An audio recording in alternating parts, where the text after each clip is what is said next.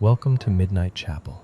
Tonight, some of the oldest stories of the Christian faith will remind you that you are safe and that someone is already awake, so that you do not have to be. Before we begin, feel free to share what time it is and where you are listening from. It is quietly comforting to know who else is awake tonight. And if stories like these help you fall asleep, it would mean a lot if you subscribe. There is a story in the Gospels about a boat on a lake at night. The lake was called Galilee. It was wide and shallow in places, and the hills around it were low and dark. In the evening, the wind came down off those hills without much warning. The fishermen who worked that water knew this. They had known it since they were boys, and still, the wind surprised them because that is how wind is. The day had been long. He had been teaching from the boat since morning, sitting just off the shore while the crowd stood on the sand and listened. Voices carry well over water. So he sat in the boat and spoke, and the people leaned in, and the hours went by the way hours do when something is being said slowly. By evening he was tired. That detail is easy to walk past, but it is there in the story, plainly, without apology. He was tired the way anyone is tired at the end of a long day of being needed, and when the light began to go, he told them they would cross to the other side. So they pushed out. The shore fell away behind them. The water was dark and moving, and the boat was small, and the sky over the far hills had that heavy look it gets before weather. He went to the back of the boat, where the fisherman kept a cushion for the man at the tiller. He put his head down there, and he slept. Now the wind came. It came the way it always came on that lake, fast and from above, pressing the surface into ridges and then into walls. The waves began to break over the side. Water came into the boat, cold, more of it with every swell. The men who had grown up on that water started to bail, and then started to shout, and then stopped, pretending they were not afraid. And he stayed asleep. That is the part of the story that stays with people, not the wind, not the water, the sleeping. Picture it as plainly as you can. The boat pitching, the rope snapping against the mast, men working with buckets in the dark, soaked through, sure they are going to die. And in the stern on a cushion, a man asleep with his head down, breathing slowly, the way you breathe when nothing is wrong. They woke him. Of course they woke him. They shook him and asked him whether he even cared that they were going down. He got up. He spoke to the wind and to the water, only a few words, the way you would speak to a dog, barking in the yard at midnight, and the wind stopped, not slowly, it stopped. And then the lake went flat. You can imagine the sound of that, or rather, the absence of it. A moment before there had been roaring, and now there was only water tapping the side of the boat, and men breathing hard and rope creaking, and nothing else. The stars would have been out. They usually are when the wind dies. He asked them, quietly, why they had been so afraid. It was not a scolding. Read it slowly, and you will hear that. It was closer to the question a parent asks a child who has run into the room at 2 a.m, not, what is wrong with you? More like, what did you think was going to happen to you here? And then, presumably, the crossing continued. The story does not say. It rarely says. They rowed on in the dark toward the other shore, and somewhere in that quiet, the men would have sat down, wet, shaking a little, and looked at each other. Here is what the old teachers noticed about this story. They did not spend most of their attention on the moment the wind stopped. Notice where their eyes went instead. They spent it on the moment before, on the sleeping. Because anyone can be calm after the storm is over. That is not faith, that is relief. The strange thing, the thing worth sitting with tonight, is that he was asleep while it was still happening. The water was already coming in. The danger was real and not imagined. And he was resting in the middle of it, in the back of the boat, with his head down.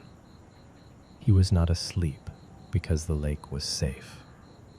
He was asleep because he was held. Those are two different kinds of peace, and it is worth telling them apart. One kind of peace waits for conditions. It says, "When the bills are paid, I will rest. When the tests come back clear, I will sleep. When my child calls me and tells me she is all right, I will let go." That kind is honest, and it is human, and it is also always just out of reach, because the conditions keep moving. The other kind of peace does not wait for the lake. It is not built on the weather. It does not require the wind to stop first. It is the quiet of a person who knows, somewhere under thought, that the boat is not the whole story, and that he is not the one keeping it afloat.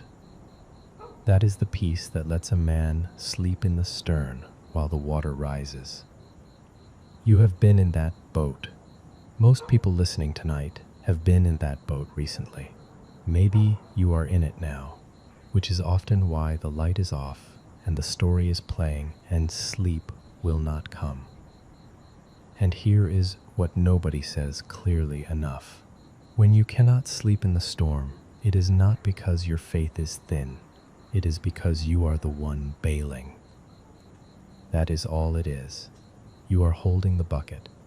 Somewhere in you, quietly, without ever deciding it, you took the job of keeping the boat afloat, and you have not put it down since. You are the one who checks that everyone got home. You are the one who runs the numbers again at 11 at night.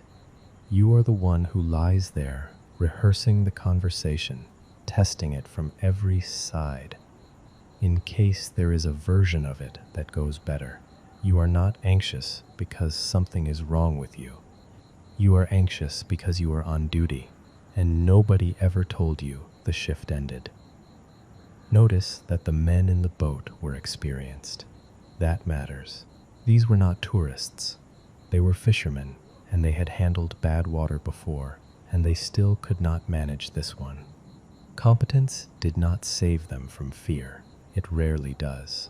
The people who are best at holding things together are usually the ones most tired of holding them. And the answer given to them, in the end, was not a better technique for bailing.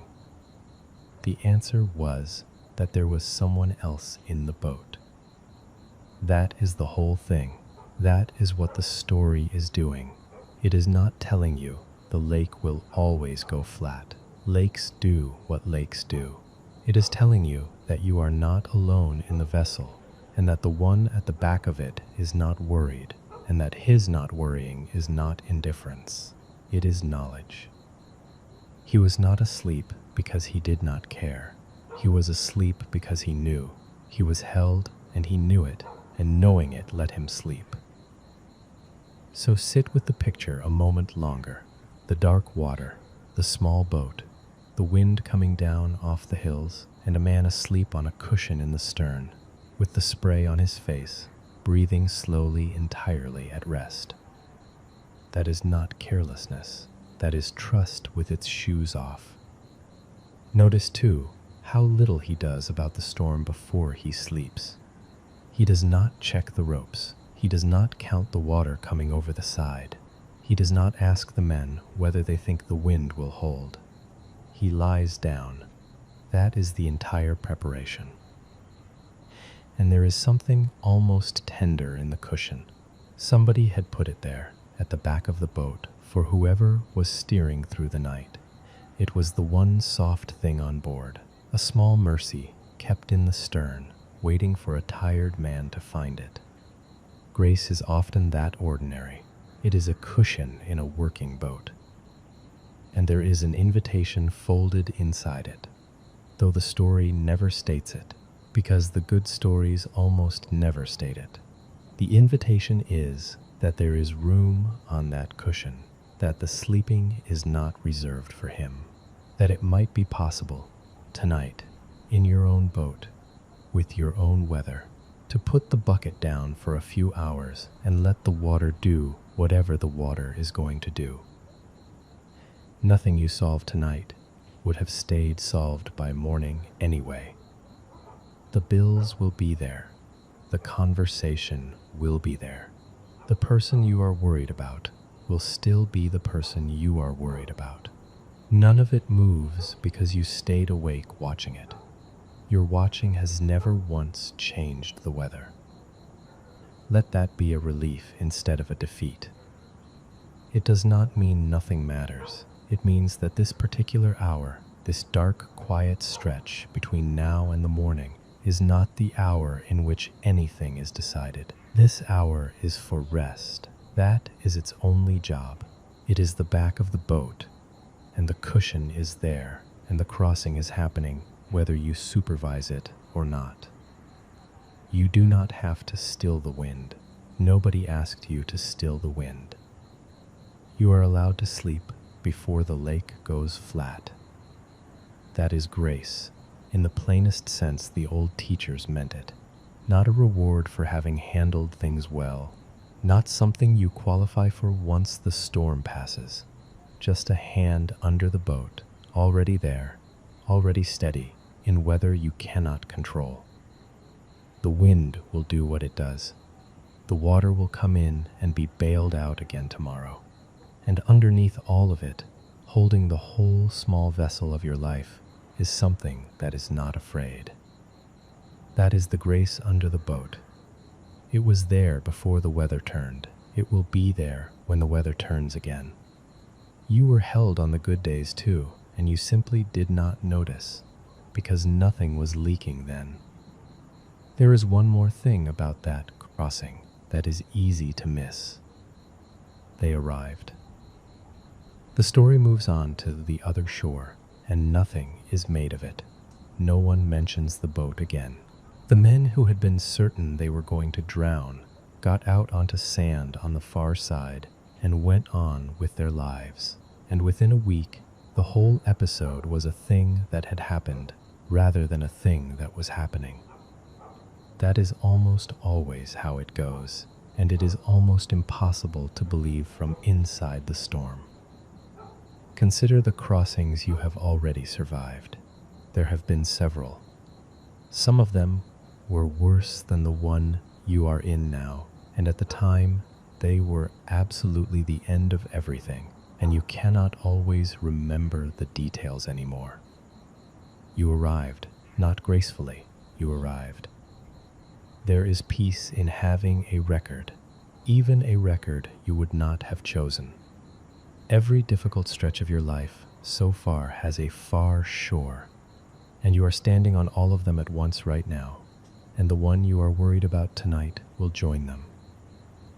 Notice that the story never says the men stopped being afraid during the crossing. It only says the wind stopped and they were amazed. Fear and arrival are not mutually exclusive. You can be terrified the entire way across and still get out onto the sand. So you do not have to fix the fear tonight in order to be safe. The boat is not being steered by your composure. That is the grace under all of it. You are not being carried because you are calm. You are being carried, and the calm, when it comes afterward, usually much later, usually while you are doing something ordinary, and it occurs to you that you are no longer in that year. So let your shoulders come down. Let the bucket rest on the floor of the boat. You are held. Let us rest inside another story. There were shepherds in those hills who worked at night, and almost nobody thinks about them. The work was not romantic. It was cold, mostly. A hillside outside a small town, stones underfoot, a low wall of piled rock where the sheep were gathered, and a fire if there was wood to be had. The sheep slept the way sheep sleep, packed together, breathing, occasionally shifting, and the men stayed awake in shifts, watching the dark, beyond the firelight. They called it keeping watch by night. Think about what that phrase actually means. It means that while 100 animals lay down and closed their eyes and went completely defenseless, somebody was sitting up on a rock with his cloak pulled around him, looking at nothing, listening. The sheep did not know his name. The sheep did not thank him in the morning. The sheep did not lie there thinking, "I hope he stays alert tonight. I hope he does not fall asleep. I should probably check on him." They simply slept because sleeping was their entire job and watching was his. That division of labor is the oldest comfort there is. There is a line in the Psalms, very old, that says, "He who keeps you will not slumber." The people who first sang that line were people who understood shepherds. They were not making a poetic flourish. They were saying something practical and enormous at the same time. Someone is on the rock. The watch is covered. You may lie down. Now, notice what has happened to you. Somewhere along the way, you climbed up onto the rock yourself. You did not mean to. Nobody decides this. It happens slowly, usually because at some point in your life, the watch really was yours, and nobody else was going to take it, and you learned to sit up. Maybe you were young. Maybe someone in your house was unwell, or unpredictable, or simply not able. Maybe you were the one who noticed when things were about to go wrong, and you got good at it, and being good at it became who you were. And now you are lying in a bed, in a room, in a house where nothing is happening, and your body will not stand down. That is not weakness. That is a trained skill running with nothing left to guard. Consider how the night actually goes for a person like that. The lights are off, the house is quiet, and the mind starts its rounds, the way a watchman walks the wall. It checks the money, it checks the health, it checks the child, the parent, the job, the message that was left unanswered, the thing you said at 4 p.m. that might have landed wrong. Around and around, patrolling, finding nothing, and going around again. You are not thinking, you are patrolling. And a patrol does not end because it found something. A patrol ends when someone relieves you. That is what the old stories are doing when they put shepherds on the hillside.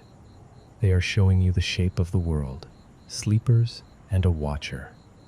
Not sleepers alone, not watchers alone.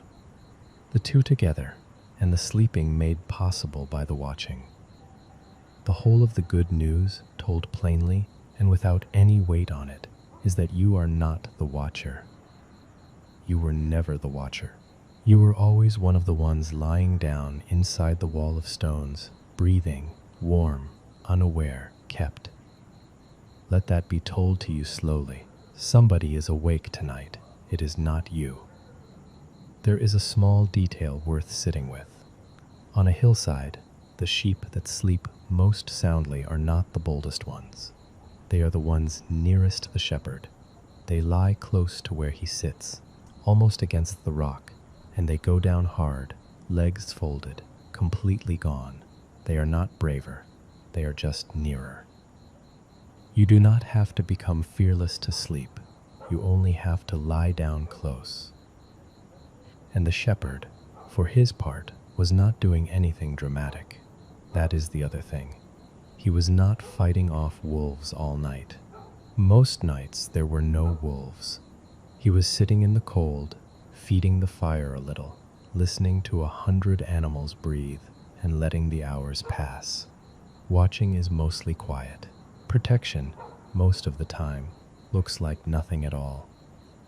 So when you feel like nothing is happening tonight, that no help is arriving, that the silence means you are on your own, consider that the silence may be exactly what being guarded sounds like. Nothing is happening because someone is there. There is an old habit in that part of the world from those same hills. The shepherd would lie down across the opening in the stone wall when the night got deep. There was no gate. He was the gate. Anything that wanted in had to come over him first, and he slept there, in the gap, with the cold on one side and the flock on the other. Sit with that image for a while. The gap is filled. It is not your body in the gap tonight. The wall is stones, and the gate is a person, and you are inside it, on the ground, with the others. And the fire is low, and the sky is enormous, and it is not your turn. That is grace at its most physical, not a feeling, a body in the doorway. And this is why the old teachers kept saying that peace is not something you generate. You cannot squeeze it out of yourself at 1 a.m. You cannot decide to feel safe. Deciding is more patrolling.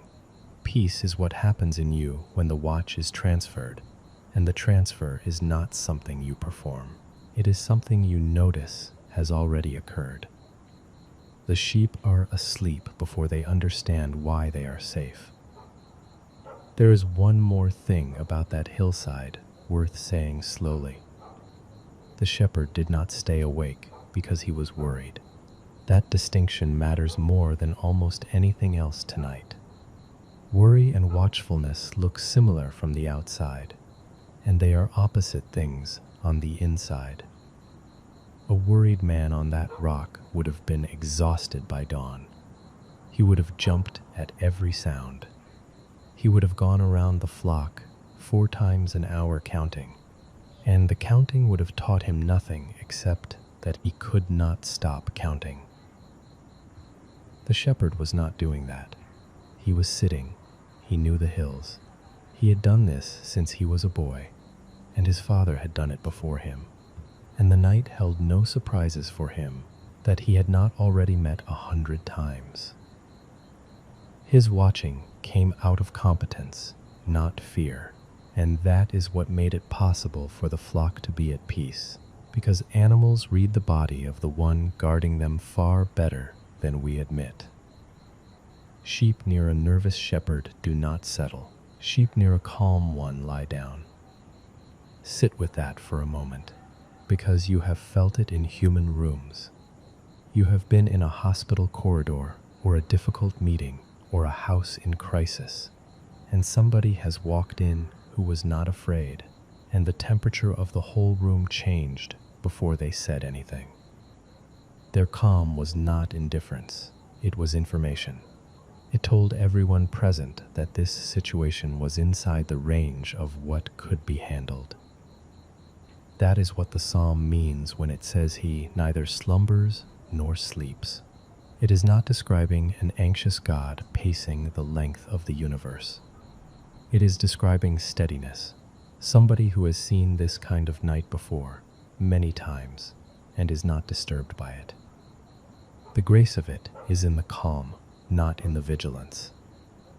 And you are near that calm right now, whether or not you can feel it. Feeling is not the instrument. The sheep nearest the rock does not feel protected. It simply stops holding its head up, and its legs fold, and it is gone. Notice how much of your body is still braced against a night that has nothing in it. You may let that go by degrees, not all at once. The jaw first, perhaps. Then the shoulders, which have been up somewhere near your ears since about 4 this afternoon. Then the hands. Nothing is coming out of the dark tonight that has not been met before. The one on the rock is not tired, and he is not new at this, and his peace is the thing you are actually lying inside of. So let the night be his. Whatever is out past the firelight, it is being watched by someone whose eyes do not close. He knows the hills. He has done this every night since before you were born, and he will do it every night after, and the flock has always been counted, and not one of them was ever forgotten in the dark. You are counted.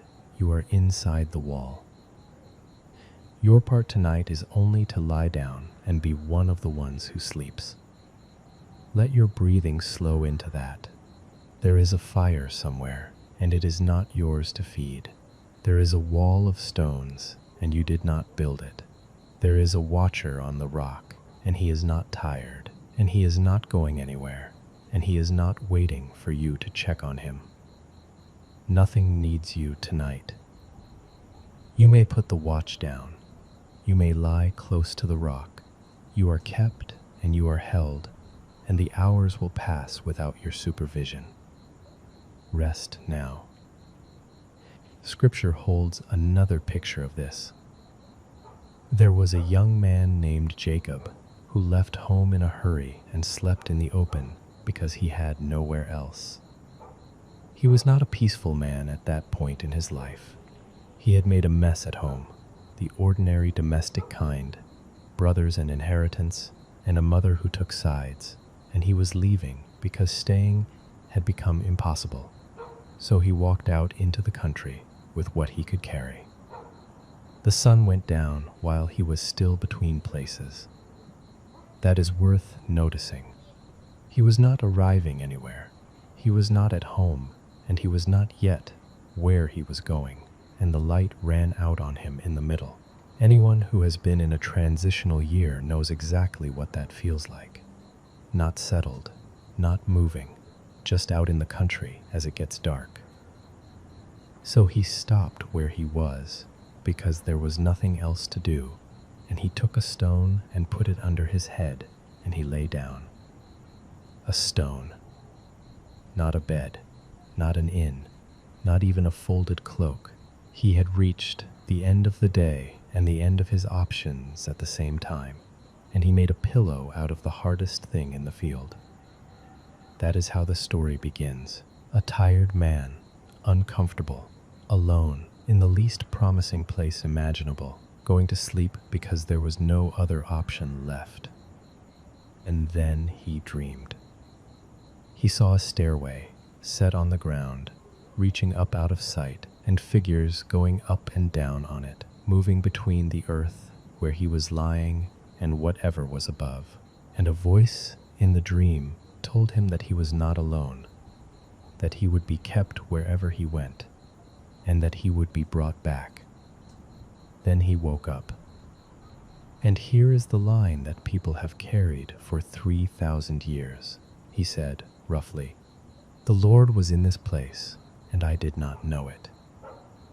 Sit with that one for a moment. Not, "The Lord came to this place." Not, "The Lord arrived because I prayed well, or because I finally deserved it." The Lord was in this place, already, the whole time, while Jacob was walking, while he was choosing a rock, while he was lying down feeling like a man with nothing. He was in the presence of something enormous, and he thought he was in an empty field. That is the most ordinary spiritual experience there is, and almost nobody names it. You are usually not somewhere else. You are usually right in the middle of it, not noticing. Consider your own room tonight from that angle.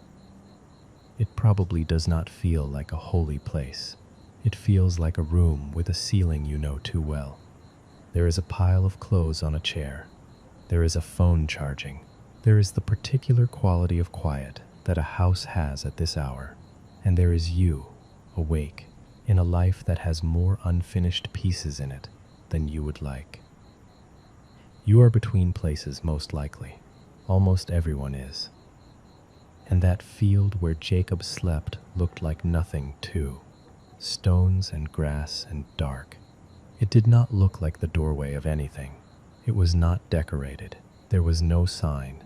It was simply the place where a tired man ran out of daylight, and it turned out to be full. The dream did not make the place holy. The dream let him notice. That is nearly always the order. The presence comes first. The noticing comes later, if it comes at all. And on the nights when it does not come, when you feel nothing and hear nothing, and the ceiling is just a ceiling, the field is still full. Feeling is not the instrument that measures this. There is something else in the story that is easy to miss, so let us be slow about it. The dream is a stairway, and the traffic on it is going both ways, up and down. Not humans climbing toward heaven with great effort while heaven waits to be impressed. Movement in both directions, constant, ordinary, like people on a road. The distance between where you are lying and where the help lives is not a distance you are being asked to cross. The road is already busy, and it touches down exactly where your head is, on the ground, on the stone. It does not begin at a temple. It does not begin at the top of a mountain that you would have to climb tomorrow with better discipline. It begins in the field where you happen to collapse. That is grace with its hands open. It comes to where you fell asleep. And the promise given in the dream was not a promise that the journey would be short, or that the family situation would resolve, or that he would stop being the kind of man who complicates things. It was simpler than that.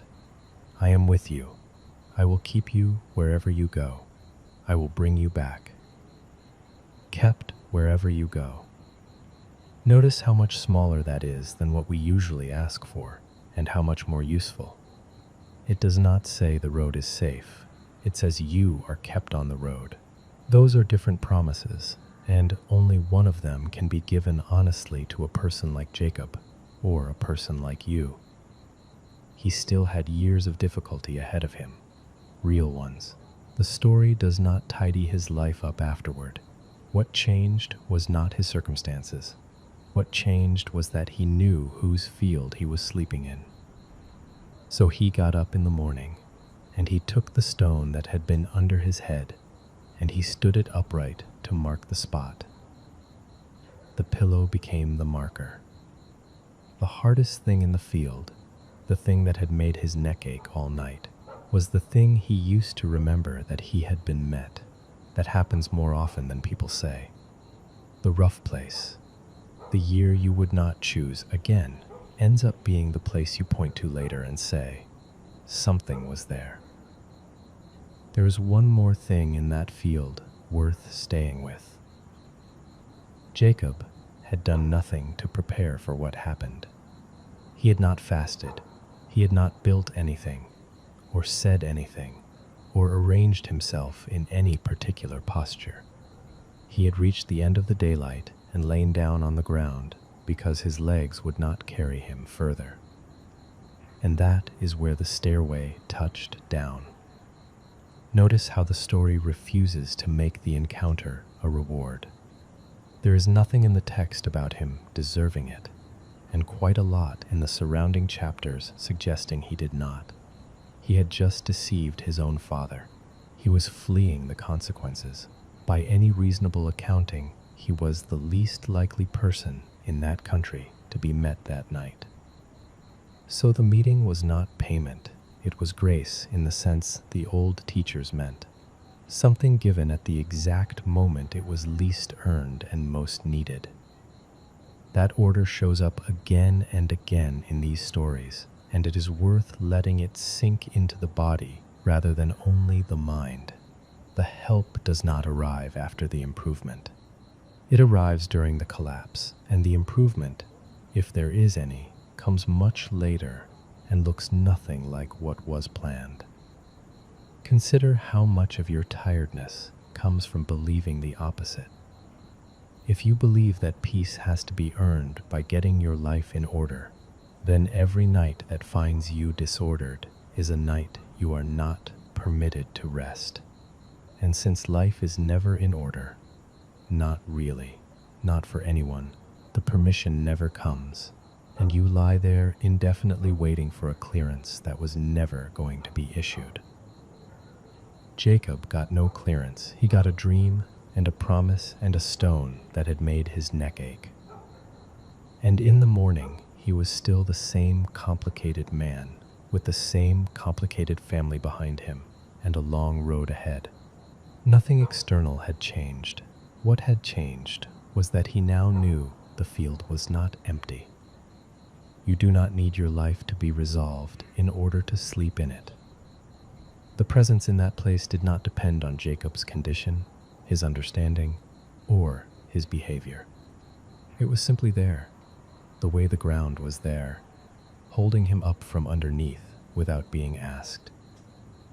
That is the kind of peace that survives a bad year, not a feeling that comes and goes with circumstances, a floor.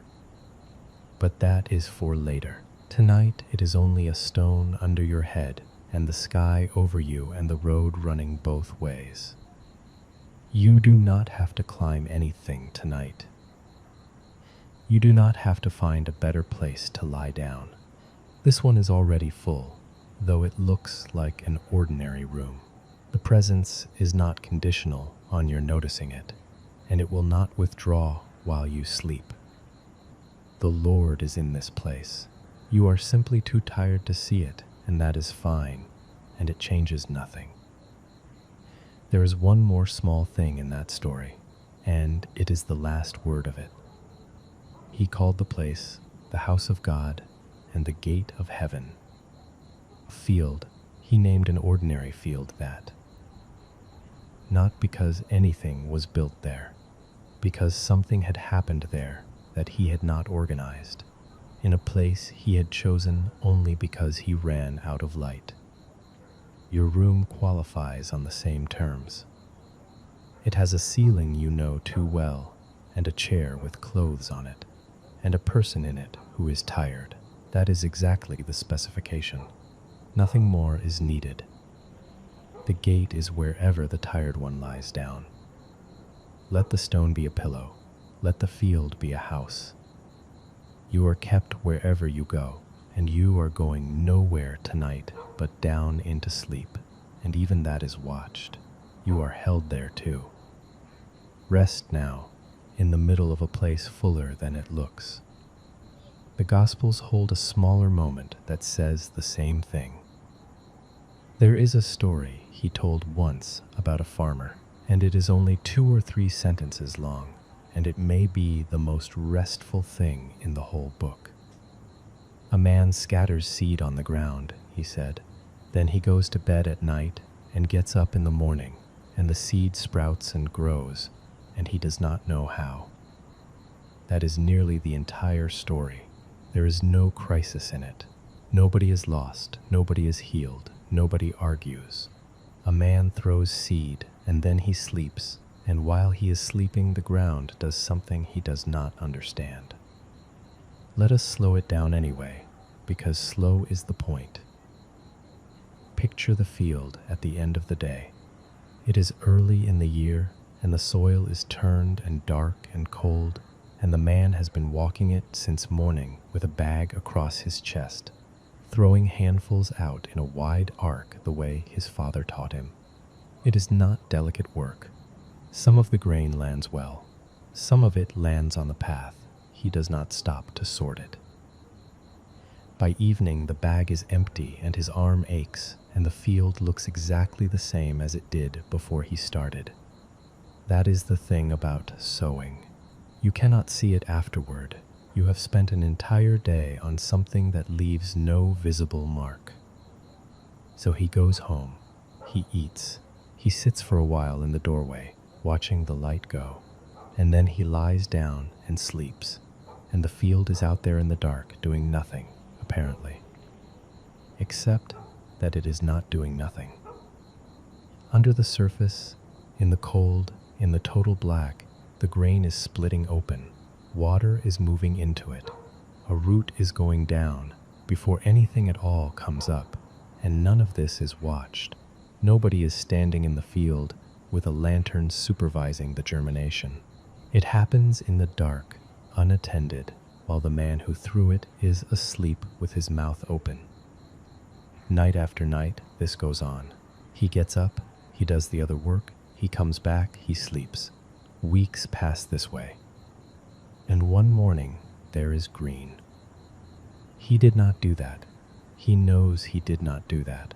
He threw seed, which any child can do, and then he slept, which everyone does, and something else entirely handled the part that mattered. He does not know how, the story says. Not. He had not studied it yet. Not. He was a simple man, and better educated farmers understand it. He does not know how, and neither does anyone, and the growing does not wait for anyone's understanding. Now consider why he told this story to tired people. Because there is a particular kind of exhaustion that comes from believing you are personally responsible for the growth of things. Not the sowing, the growth. You can feel it in the way people talk about their lives. I have to make this work. I have to turn this around. I have to fix my marriage, my health, my child, my faith, my finances, my own difficult mind. And underneath all of it, the assumption that if you stop attending to it for one night, it will stop. That assumption is what is keeping you awake. It is not true, and part of you knows it is not true, but knowing has never yet convinced anyone to sleep. So let the picture do the work instead. A field in the dark, a man asleep, roots going down anyway. There is a mercy in the phrase he does not know how. It means the process is not being run by his attention. It means his understanding is not load-bearing. He could lie awake all night in the doorway staring at the field, and it would grow exactly as fast, and he would simply be more tired in the morning. You have done that. Most people listening tonight have done that quite recently. You have lain in the dark going over a situation from every angle, testing it, turning it, looking for the version of it that resolves, and the situation did not move. It has never once moved because you looked at it harder at 2 in the morning. Growth does not happen in the part of you that supervises. It happens in the part of you that is not looking. Notice how gentle the story is about this. It does not scold the farmer for sleeping. It does not suggest that a better farmer would have kept watch. Sleeping is simply what he does, listed alongside getting up, as ordinary and necessary as anything else in the cycle. He sleeps and rises, night and day, and the seed does what seed does. His sleeping is part of the farming. Sit with that. Your rest is not a gap in the work. It is inside the work. It is one of the movements, like the sowing and the waiting and the cutting. The night is not time subtracted from your life. The night is when the roots go down. There is another thing here that people miss. The farmer cannot see the most important part of the process at any point, not while he sleeps and not while he is awake. The decisive action is underground the entire time. By the time he can see anything, the real work is finished, and what he is looking at is only the result finally showing itself above the soil. Which means that on any given day in that field, including the discouraging ones, the honest answer to what is happening here is quite a lot, and none of it visible. Take that into your own life for a moment, carefully, without turning it into a task. The year you think you wasted may have been root year. The prayer you thought went nowhere may have gone down instead of up. The conversation that seemed to change nothing may have split something open under the surface of a person, and you will not be told about it, and it will not be your doing when it appears. You are not required to see the growth in order to be inside it. And this is where the old teachers would say quietly that this is what grace looks like in ordinary life, not fireworks, not a hand from the sky, something operating below the level of your management, steadily, in the dark, in your favor, while you are unconscious. The world is arranged so that the essential things happen without your supervision. Your heart is doing it right now. You are not beating it. Your lungs are moving without a decision from you. The bread you left rising on the counter is rising whether or not you are in the kitchen. The tide is coming in on a coast you have never seen. None of it consults you.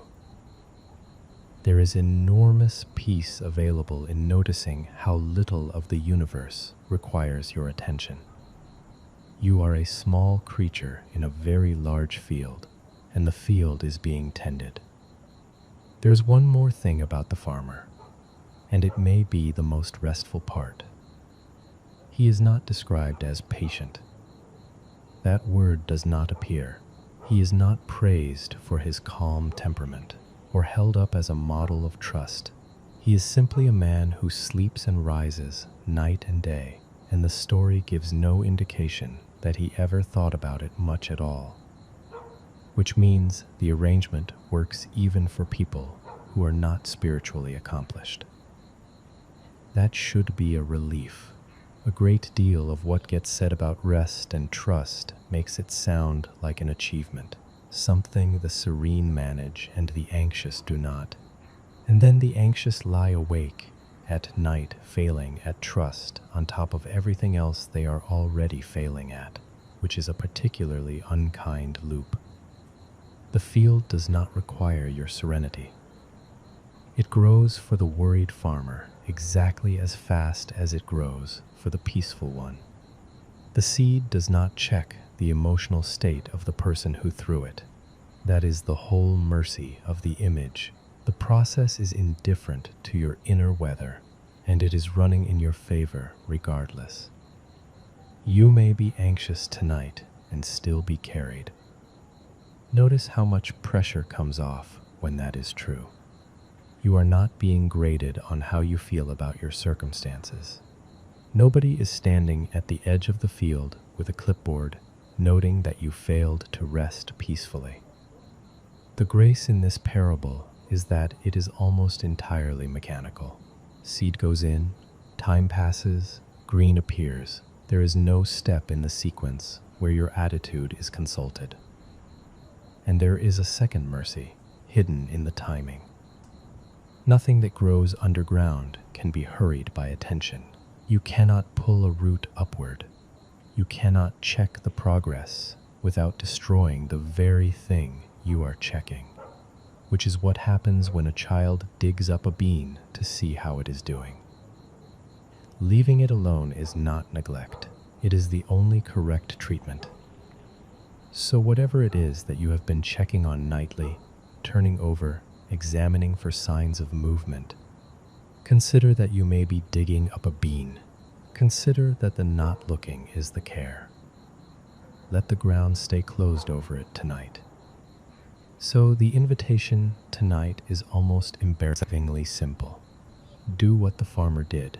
Come to the end of the day with the bag empty, whatever that looked like for you today. It may have looked like very little. That is fine. Some days the sowing is only getting through the hours. And then lie down. Let the field be dark and unwatched. Let the roots go down where you cannot see them and would not understand them if you could. Let tomorrow be tomorrow's, and the growing be somebody else's department, because it always was. You do not know how it works. You were never meant to. That is not ignorance. That is the shape of a life that is being carried. The seed is in the ground. The man is asleep in his house. The night is doing what the night does, patiently, without noise, without asking permission. Let your body be part of that. You are held in the same dark that is growing everything else. Sleep and let it grow. It will be green before you know how. Rest now, farmer. The field does not need you tonight. There is another story that points to the same thing, and it is one of the kindest in all of Scripture. There was a man named Elijah who walked out into the desert and asked to die. He had reasons. He had been doing large public work for years, the kind that draws attention and makes enemies, and it had gone as well as that ever goes. There had been a confrontation. He had won it, technically. And then a message reached him that someone powerful wanted him dead, and something in him simply came apart. He ran. He went south, out past the last town, and then he kept going another day into open country where nothing grows. And he sat down under a broom tree, which is a scrubby desert bush with thin shade, barely enough to cover a man, and he said that he had had enough. Those are close to his actual words. It is enough now, take my life. I am no better than my fathers. Notice what that is. It is not a theological position. It is exhaustion talking. It is what a person says when the tank has been empty for a long time, and they have kept driving on fumes, and finally the car has stopped in a place with no houses. He was not being dramatic. He meant it in the flat way that deeply tired people mean things. And then, because he had nothing else left, he lay down under the bush and fell asleep. Now watch what happens next, because this is the whole reason the story matters. Nothing corrects him. No voice arrives to explain that his despair is a failure of trust. No one lists his accomplishments back at him. No one points out that he is being unreasonable, that the situation is not as bad as it feels, that other people have had it worse, that he is loved and should therefore feel better. Not one word of any of that. Instead, an angel touches him and tells him to get up and eat. And there is bread there, warm bread baked on hot stones, and a jar of water beside his head. He eats, he drinks, and then he lies down and goes back to sleep. Read that again slowly, because most people read past it. He is fed, and then he sleeps again.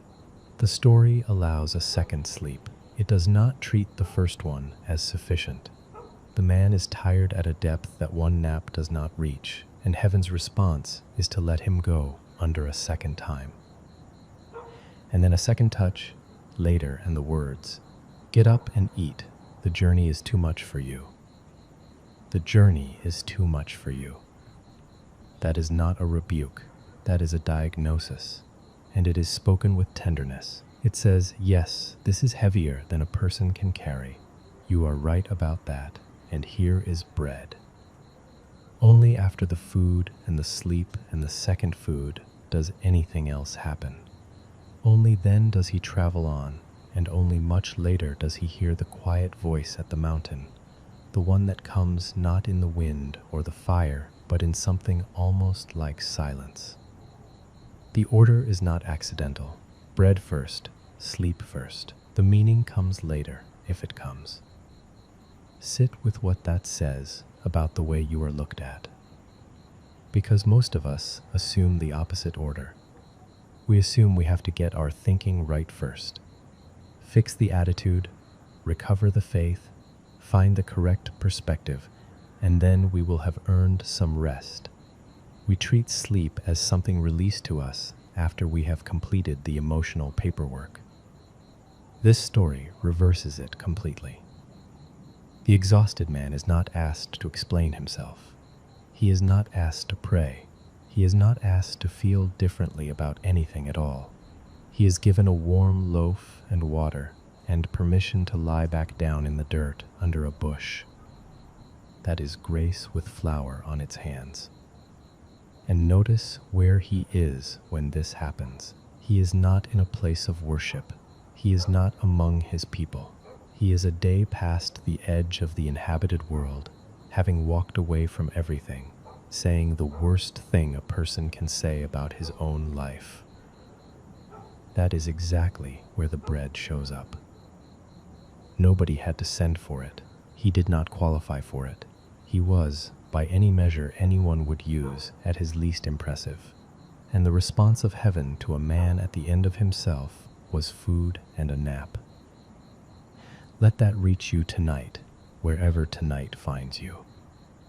If you have been lying there, running an inventory of everything you should be handling better, this story is standing quietly beside you with a loaf of bread, waiting for you to stop. You are not being asked to be strong. You are being asked to eat and lie down. There is one more detail worth sitting inside. The bread was baked. Somebody made it. It was not raw grain. It was not manna. It was a warm loaf on hot stones, which means a fire, which means preparation, which means that while the man was walking out into the desert to die, something was already being prepared for the moment he stopped walking.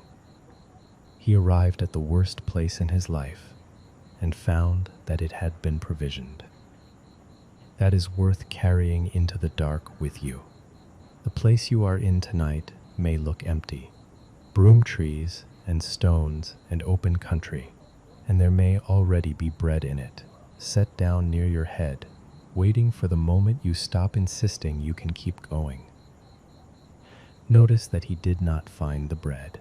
It was brought. You do not have to locate your own comfort tonight. You do not have to talk yourself into peace or reason yourself into calm. Those are more work, and you have done enough work.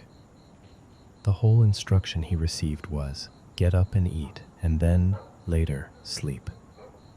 That is the smallest possible set of demands.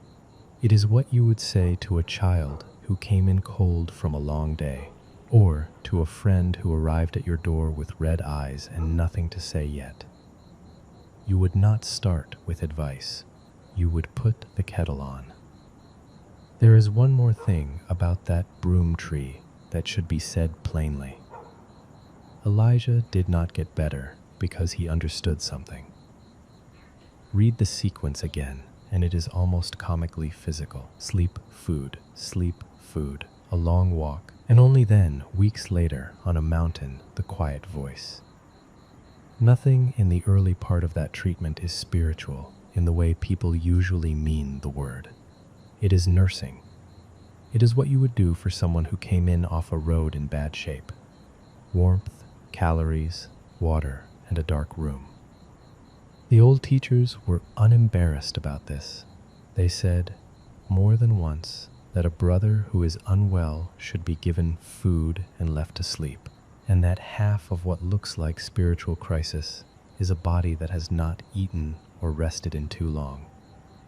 That is not a cynical observation, it is a kind one, because it means that some of what you are feeling tonight is not a verdict on your faith or your character. It is arithmetic. You have been running a deficit for a long time, and a deficit produces exactly these symptoms: the flatness, the sense that nothing will improve, the strange conviction that you are uniquely and permanently insufficient. Those thoughts are not prophecy. They are fatigue with a vocabulary. Notice that heaven agreed with him rather than arguing. The journey is too much for you. Nobody said, you are exaggerating. Nobody said, other prophets have faced worse. The response conceded the whole point and then handed him bread. There is peace available in being believed about how tired you are. And there is grace in being fed before being asked anything. You are not required to have a good attitude about your life in order to be taken care of in it. You are not required to be grateful tonight. You are not required to produce a single positive thought. You are required to lie down, and that is not really a requirement so much as an invitation with a blanket in its hands. So let this hour be the kettle. There is nothing you need to resolve before you are allowed to close your eyes. Your discouragement does not disqualify you from being taken care of. It is, if anything, the reason the bread shows up. The journey has been too much for you. That is simply true, and it is allowed to be true, and it is not a verdict on you. You are permitted to be this tired. You are permitted to sleep twice, and to wake up still tired, and to sleep again. And underneath the bush, in the thin shade, with the desert going on for miles in every direction, a man who wanted to die was fed and covered and left to rest, and he was not alone out there, and neither are you. You are held in the same way tonight, quietly, without commentary, without correction. Eat a little, lie back down. Rest now, the mountain can wait, the voice can wait. There is only bread and water and the long, permitted sleep of somebody who has finally stopped walking. Consider now a different image, older still, out in the same kind of desert. There was a whole people wandering, and they had no food, and something began appearing on the ground in the morning. They had left one life and had not yet arrived at another. That is worth saying plainly, because it is the situation most people are actually in. They were not slaves anymore, and they were not settled yet. They were in between, walking, camping, walking again, with children and animals and complaints, and no idea how long it would take. And the food question was constant, the way it is when there is no cupboard. So in the mornings, when the dew lifted, there was something left on the ground, thin, fine, pale, like frost. They did not have a word for it. They asked each other what it was, and the question itself became its name. They gathered it in baskets, they ground it and baked it, and it tasted, the story says, like wafers made with honey. And there was one rule about it, only one, and it is the reason this story belongs in a night like tonight. Gather what you need for today. Do not keep any of it until morning. That was the instruction. Take enough for this day, leave the rest. Some of them, naturally, could not do it. Anyone would understand why. They had been hungry for a long time in their lives, and hungry people store things. So they took extra and put it aside in a corner of the tent, quietly, sensibly, the way you would. And by morning it had spoiled. There is no punishment in that detail. Nothing was taken from anyone. It simply did not keep. The bread of tomorrow could not be gathered today, because tomorrow's bread would be lying on the ground tomorrow, and the corner of the tent was never going to work. Notice what that arrangement does to a person over time. It makes stockpiling pointless, not forbidden in some heavy moral sense. Pointless.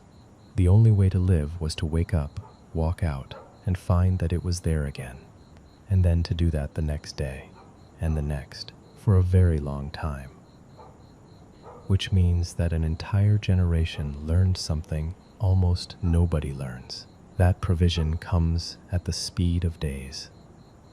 Not in advance, not in a lump, daily. Now, let us bring that gently into your room. Because there is a particular thing the mind does at this hour, and it is exactly the thing the corner of the tent was for. It tries to gather tomorrow tonight. It takes the meeting on Thursday and pulls it into your bed. It takes the appointment, the bill, the difficult conversation, the question of what happens in 5 years, and it hauls all of it into the present hour and lays it out on the blanket in front of you, and then asks you to solve it now, in the dark, tired, with none of the information you will have when the time comes. That is the spoiled bread. It cannot be gathered ahead. You are not failing at planning. You are attempting something that was never possible, and the effort is what is keeping your eyes open. Sit with the physical reality of it for a moment. The strength you will need on Thursday does not exist yet. It is not available for withdrawal tonight.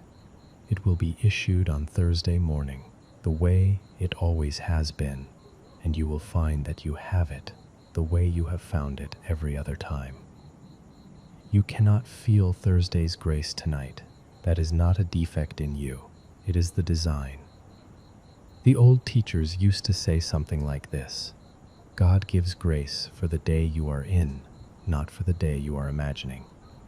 When you imagine tomorrow's trouble and feel unequal to it, you are correct. You are unequal to it. You are standing in today's strength, looking at tomorrow's weight, and of course, the arithmetic does not work. It will work tomorrow, when tomorrow's portion is on the ground. There is a reason the prayer he taught said, "Give us today our daily bread." not our monthly bread, not our guaranteed supply, today's. That is a small prayer, and it has been carried by frightened people for 2,000 years, because it is honest about how life is actually funded. And notice how the desert arrangement handled anxiety without ever addressing it directly. Nobody argued anyone out of worrying. They were simply given a system in which hoarding did not work, and then walked through it, morning after morning, until the fear wore down by repetition. The bread was there again and again and again. You have your own version of that record if you go looking. Every single night of your life so far, you have gone to bed with something unresolved, and every single morning, without exception, there has been enough for that morning. You are here. You made it through all of them. Not gracefully, perhaps, but you were fed.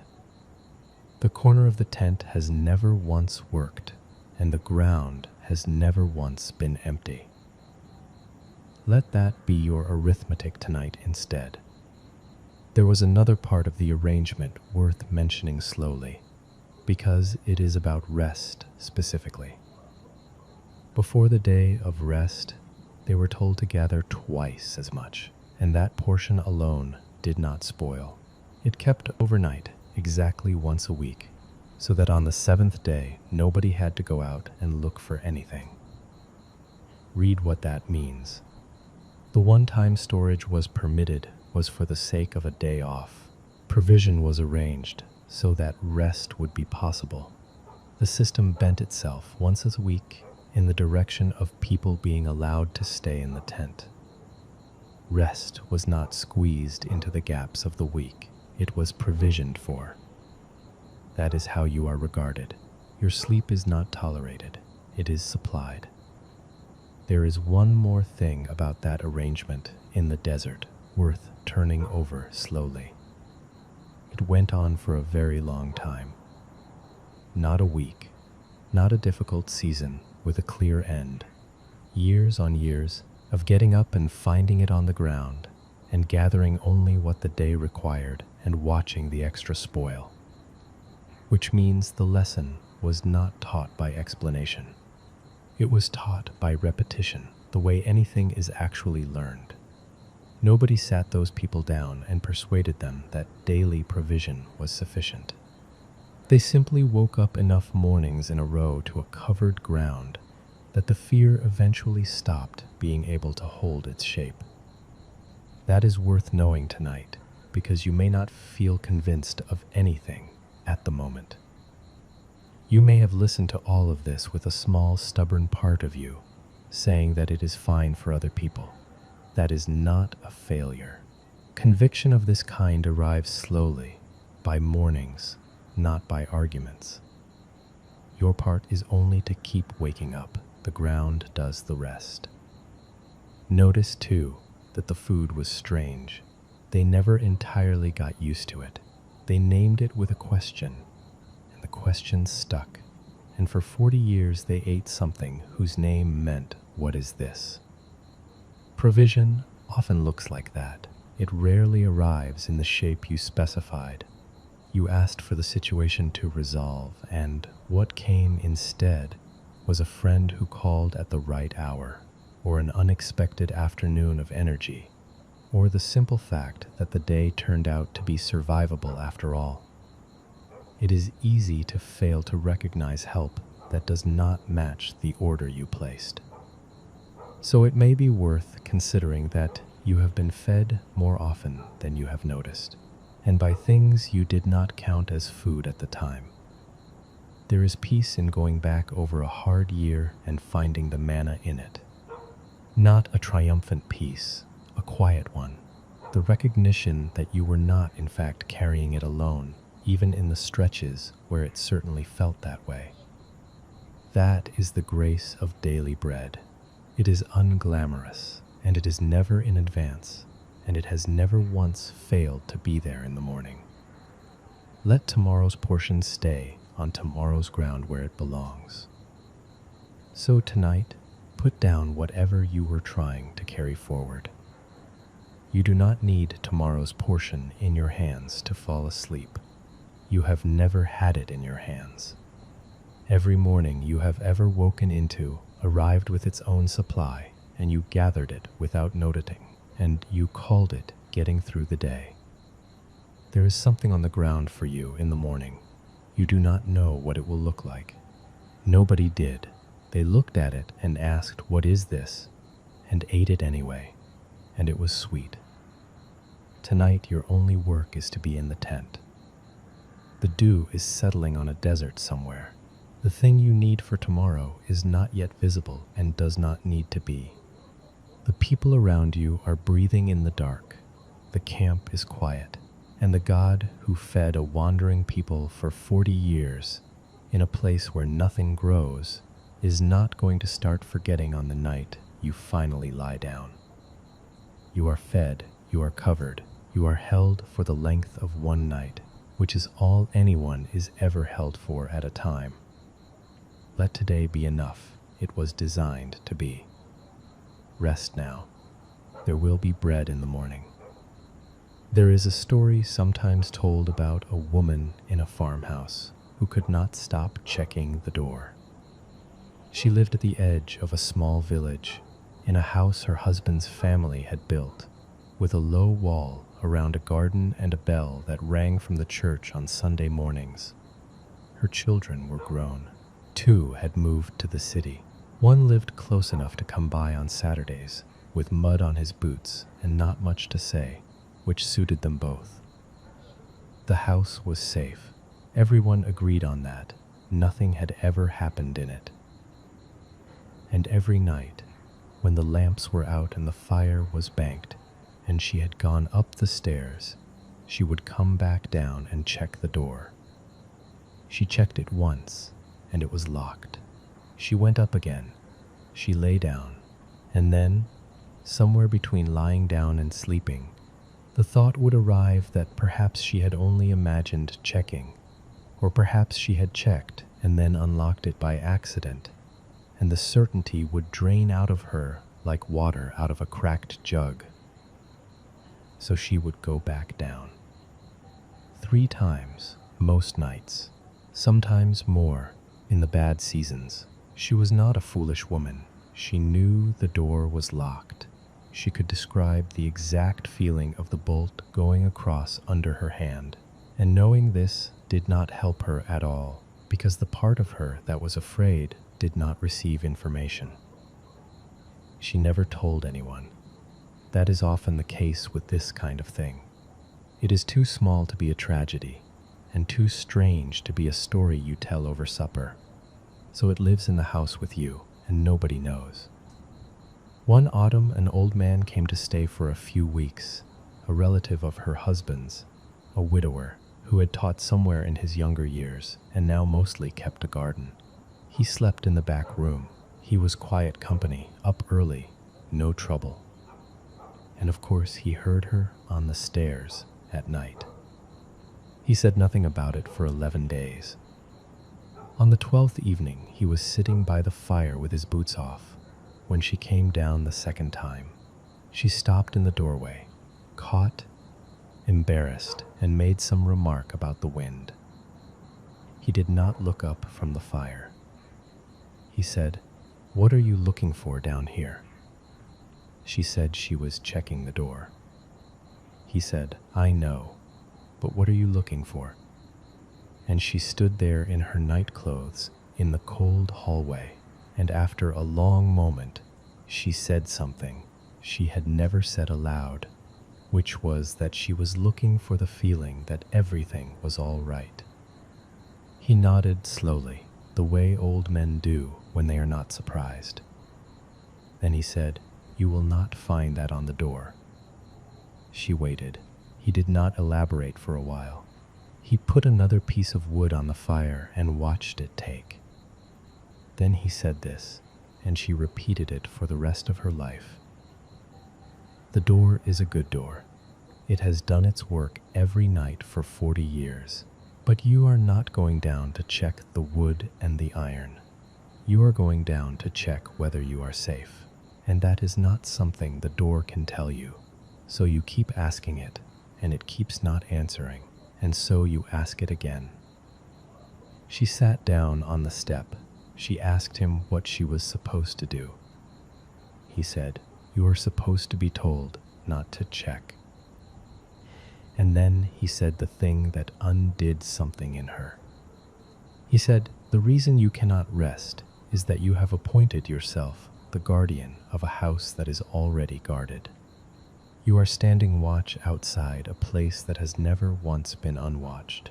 Every night you go down those stairs to relieve a sentry who is not there, because there is no gap in the line, and there never was." She did not answer him. There was nothing to answer. He said, "You have carried this since you were small, I would guess. Somebody had to make sure. And you were the one who made sure, and you did it well, and you have not been able to put it down since." That was true. She had not thought about it in years, but it was true. Then he said, gently, "The house is held whether you are on the stairs or in your bed. Your walking down does not add to it. Your staying up does not add to it. You have been paying a toll nobody was collecting." She asked him how a person stops. He said, "Not all at once. Tonight, go up after the first time. That is all. Lie down and let the not knowing sit there beside you. It will be uncomfortable. It will not be dangerous." And then he said one more thing, which is the reason this story is told at all. He said, "Peace is not the moment you finally feel certain. Peace is what arrives when you stop requiring certainty in order to lie down." She went up. She lay in the dark with her heart going. The thought came, as it always came, that she should check, and she did not. She said afterward that it was the longest 20 minutes of her life, and that she slept better than she had in 9 years. It did not fix everything. Those things rarely go all at once. There were nights that winter when she went down anyway, and the old man never mentioned it, and she stopped feeling ashamed of it, which turned out to matter more than stopping. But something had shifted in the arrangement. She had been checking the door because she was trying to manufacture safety with her own hands, one bolt at a time, over and over, and it had never worked because safety is not manufactured. It is received. It is a thing you are inside of, not a thing you produce. There is one more part of that story, told later by the woman herself. She said that what changed was not that the fear went away. The fear came back that winter and other winters in the same shape at the same hour. What changed was that she stopped believing it was a message. That was the old man's real gift to her, and she said so. Before, when the thought came at night that she should check the door, it arrived carrying authority. It felt like a warning. It felt like the responsible part of her speaking, and to ignore it seemed like negligence. Afterward, it was only weather. The thought still came. She simply stopped treating it as a summons that had to be answered. She would notice it, the way you notice rain starting on a roof, and she would stay where she was, and eventually it would pass over the house and go somewhere else. Notice how much smaller that is than being cured. She did not become a person without anxiety. She became a person who could be anxious and still lie down, and those two things look the same from outside the house and are entirely different from inside it. There is a kind of peace that consists of no longer arguing with your own nervous system. You are not going to reason your way out of the feeling tonight. That has never worked for anyone, and the attempts themselves keep you awake, because arguing requires being awake. But you can decline to obey it, which takes almost no energy at all. The thought says, "Get up and check." And you may lie there and let it say so, and not get up, and nothing happens. That is the whole practice. It is not heroic. It is barely anything. And underneath the whole small drama, the house stays held, exactly as it was held on every night you did get up, and on every night before you were ever born, and on every night after you are gone. That is grace, and it does not fluctuate with your certainty about it. Now consider your own version of the stairs. You may not have a door, but there is something you check. You reread the message to see if it sounded wrong. You look at the balance again, though nothing has moved since this afternoon. You listen for the car in the driveway. You run your hand over the same worry the way you would run your hand over a bolt, testing it, hoping this time the touch will produce the feeling. And the feeling does not come, because you are asking an object for something only a person can give. Notice how tired that makes you, not the worry itself, the checking, the going up and down the stairs. You are standing watch over a house that is already guarded. That is the sentence to take into sleep tonight, not as a slogan, as a fact about the arrangement of things. The line has no gap in it. There is no shift you were supposed to cover.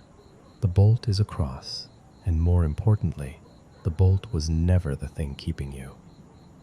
You are held by something that does not need to be checked, and it has been holding while you were on the stairs, and it will hold while you are asleep and unable to verify anything at all.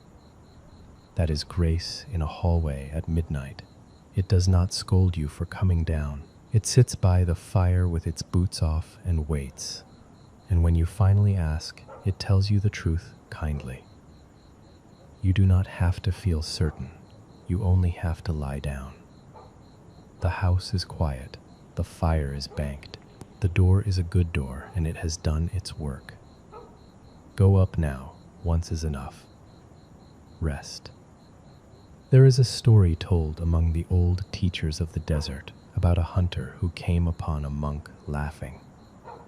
These were men who had gone out to live in the dry country south of the great river, in caves and small huts of mud and stone, hundreds of them scattered across the hills. They went out there in the early centuries of the faith looking for quiet. People came to visit them, sometimes for advice, sometimes out of curiosity, and the short things they said got written down, and we still have them. Most of them are 4 or 5 lines long. This is one of the good ones. A hunter was walking through that country with his bow, and he came around a rock and found an old teacher sitting with a group of younger brothers, and they were joking with each other and laughing. The hunter was offended. He had expected something else.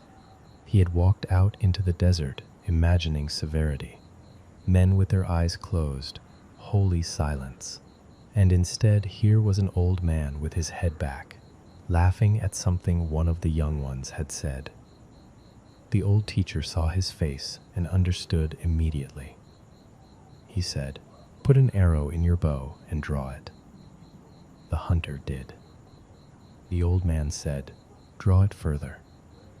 He drew it further. "Draw it further still," said the old man. And the hunter said, "If I draw it any further, the bow will break."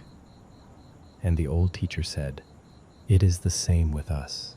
If we stretch ourselves beyond measure, we break. It is necessary sometimes to relax." That is the whole story. It is one of the oldest pieces of practical wisdom the faith has, and it comes from men who had every reason to be severe and were not. Sit with the picture of the bow for a while, because it is doing more work than it first appears. A bow is not damaged by being drawn. That is its purpose. The wood is shaped for tension, and a good bow will take an enormous pull, and the whole point of it is to hold that force and release it. The damage comes from being held at full draw with no release. Any archer knows this. You do not string a bow and leave it strung for a year. When the work is done, you take the string off and let the wood go back to its natural curve, and the wood recovers, and the bow lasts a lifetime. Leave it strung permanently, and it takes a set. It stops springing back. It becomes a bent piece of wood that used to be a bow. You know the feeling of taking a set. It is when the tiredness stops being something you feel after a hard week and becomes the shape you are in. It is when you cannot remember the last time you were not braced. Your shoulders have their position now. Your jaw has its position. The alertness that was supposed to be temporary has become the permanent curve of the wood. That is not a character flaw. That is a bow left strung. And notice what the old man did not say to the offended hunter. He did not say that laughing was permitted as a small concession for weak people. He did not say that the serious ones manage without it. He said, "It is the same with us." He included himself and every man out there in the hills. There is no category of person exempt from this. The strongest bow in the world is still wood. The desert teachers were quite clear about this, and it surprises people. They had a saying that you should not do more than your measure, and that a brother who takes on more than he can carry will end up unable to carry anything. They were suspicious of intensity. They watched young men arrive full of fervor, wanting to outdo each other, and they watched what happened to those men after 2 years. Their advice was almost always the same: eat, sleep, and stay in your cell. That was the whole program. Not heroics, ordinary maintenance of a creature. There is a great deal of peace available in being treated as a creature rather than as a project. Now bring the bow into your own week. Think about how much of the last month you have spent at full draw, not doing anything dramatic, just held, braced, ready, scanning. The arm out, the string back, the arrow on the rest, waiting for something that mostly does not come. Consider that the exhaustion you feel is not from what happened. It is from what you were braced for. Most of the tiredness in a life is anticipatory. It is the cost of readiness, and readiness is expensive in a way nobody prices because there is nothing to point to at the end of the day. You cannot say, "I lifted this many stones." You can only say, "I was ready all day, and now I cannot sleep." The release of the string is not laziness. It is maintenance. It is the thing that keeps you able to be drawn again tomorrow. And here is the part that matters for tonight, so let us be slow with it. You cannot unstring yourself by force of will. Nobody has ever relaxed on command. Telling a braced person to relax is like telling a bent bow to be straight. It does not have that lever. What actually releases the tension is not effort. It is being convinced, somewhere below thought, that the shot is not yours to take. That is why this story sits in a night like this one. The bow is drawn because something depends on you. That is the whole mechanism. Take away the sense that everything depends on you, and the arm comes down by itself without any instruction, the way it does when a friend arrives and takes the heavy end of a table you were holding alone. There is one more thing worth saying about that hunter, because his part of the story is usually skipped. He had walked out into the desert expecting to find severity, and what offended him was the laughter. Notice what that reveals. He had a picture in his head of what closeness to God looks like, and the picture was grim, tight, effortful, something with the shoulders up.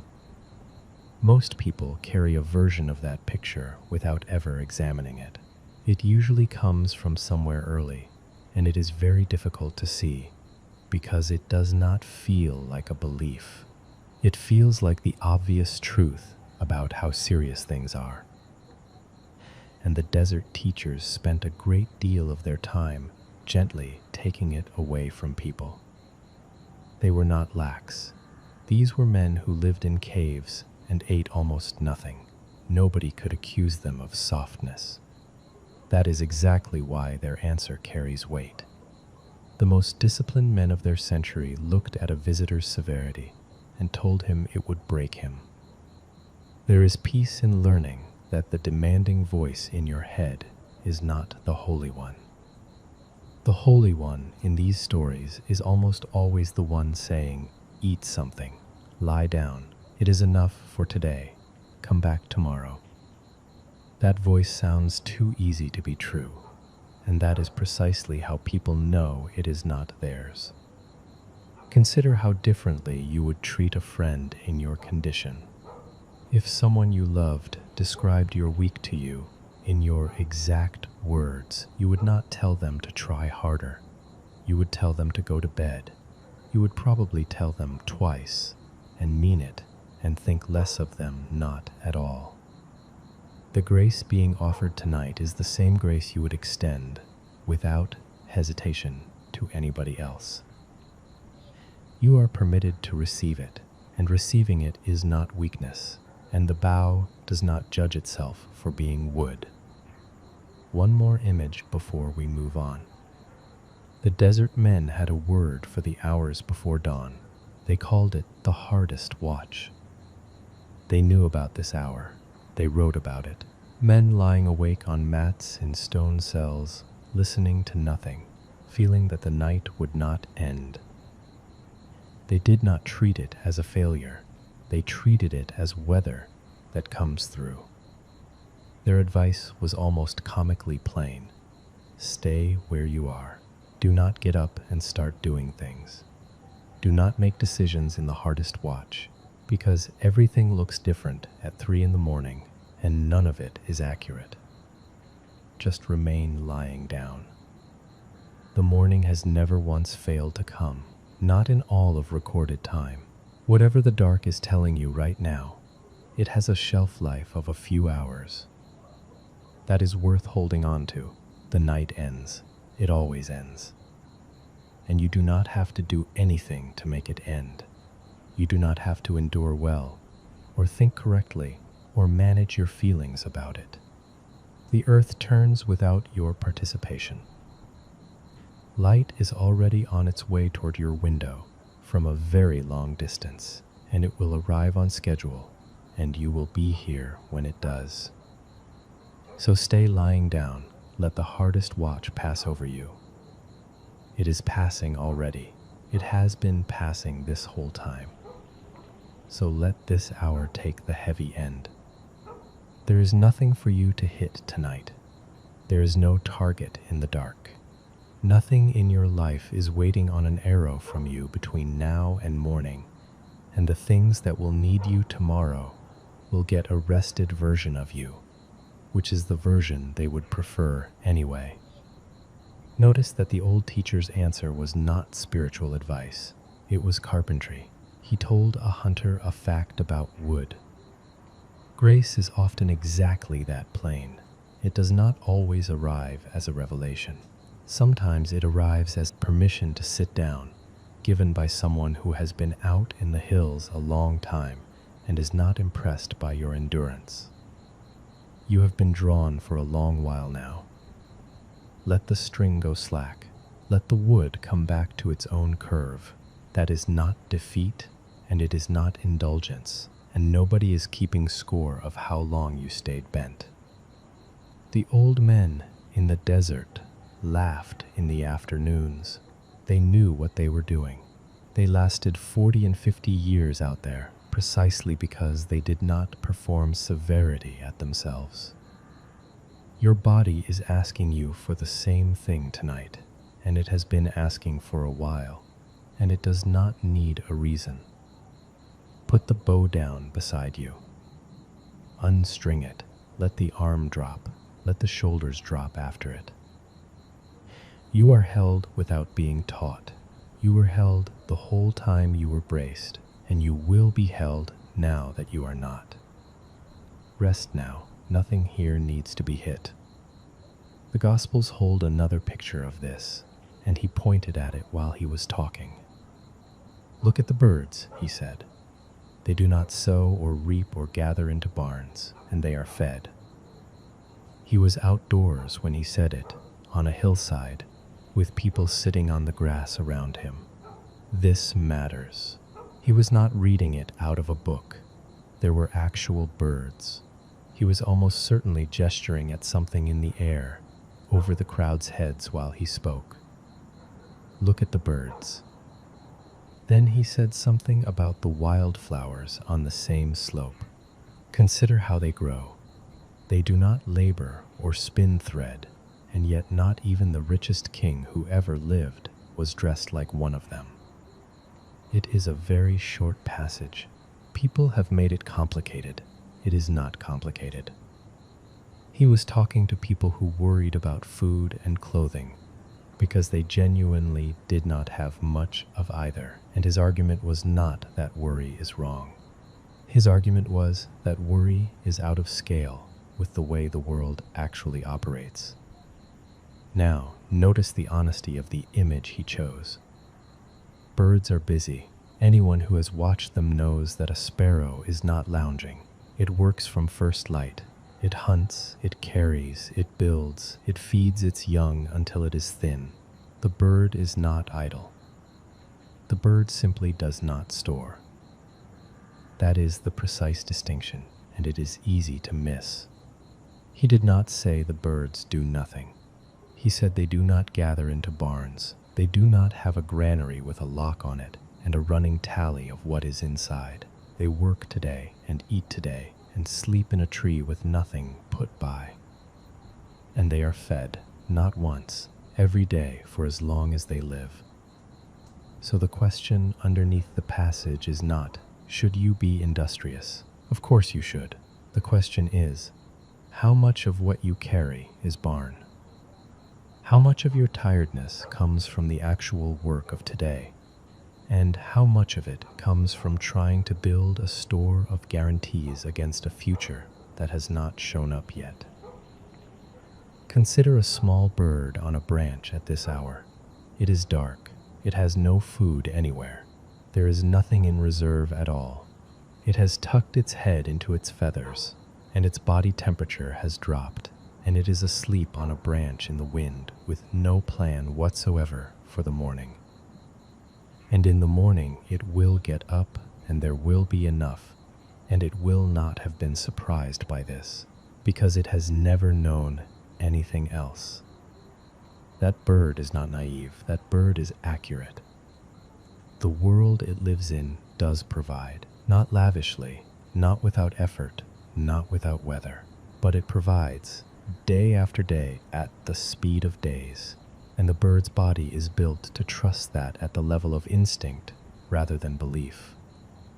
He was inviting people to something very close to that instinct.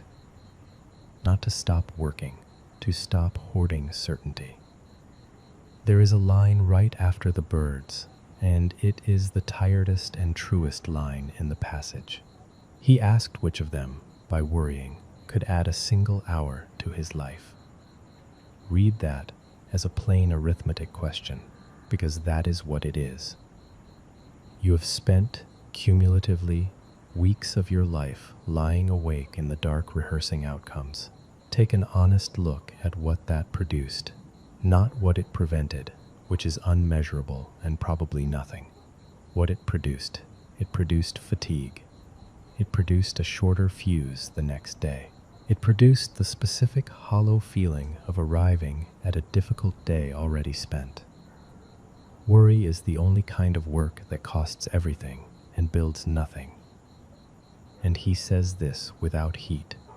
That is what people notice when they read it slowly. There is no scolding anywhere in the passage.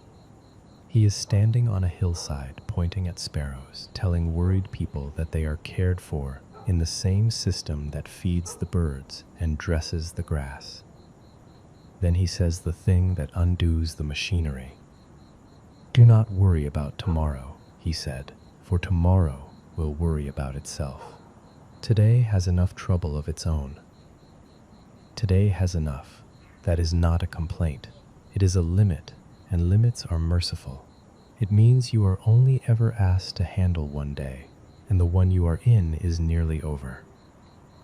Almost all of it is behind you. Whatever today held, you held it, and it is done now. Notice how little is left of your responsibility tonight.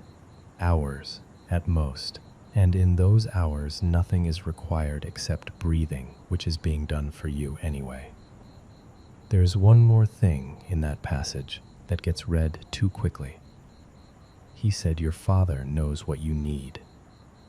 Knows, not will be informed if you present the case well. Not might be persuaded once you have explained the urgency properly. Notice what that removes from your night. A great deal of lying awake is a form of briefing. You go over the situation in detail as though somewhere a decision is being made and your account of it might tilt the outcome. You marshal the facts. You anticipate objections.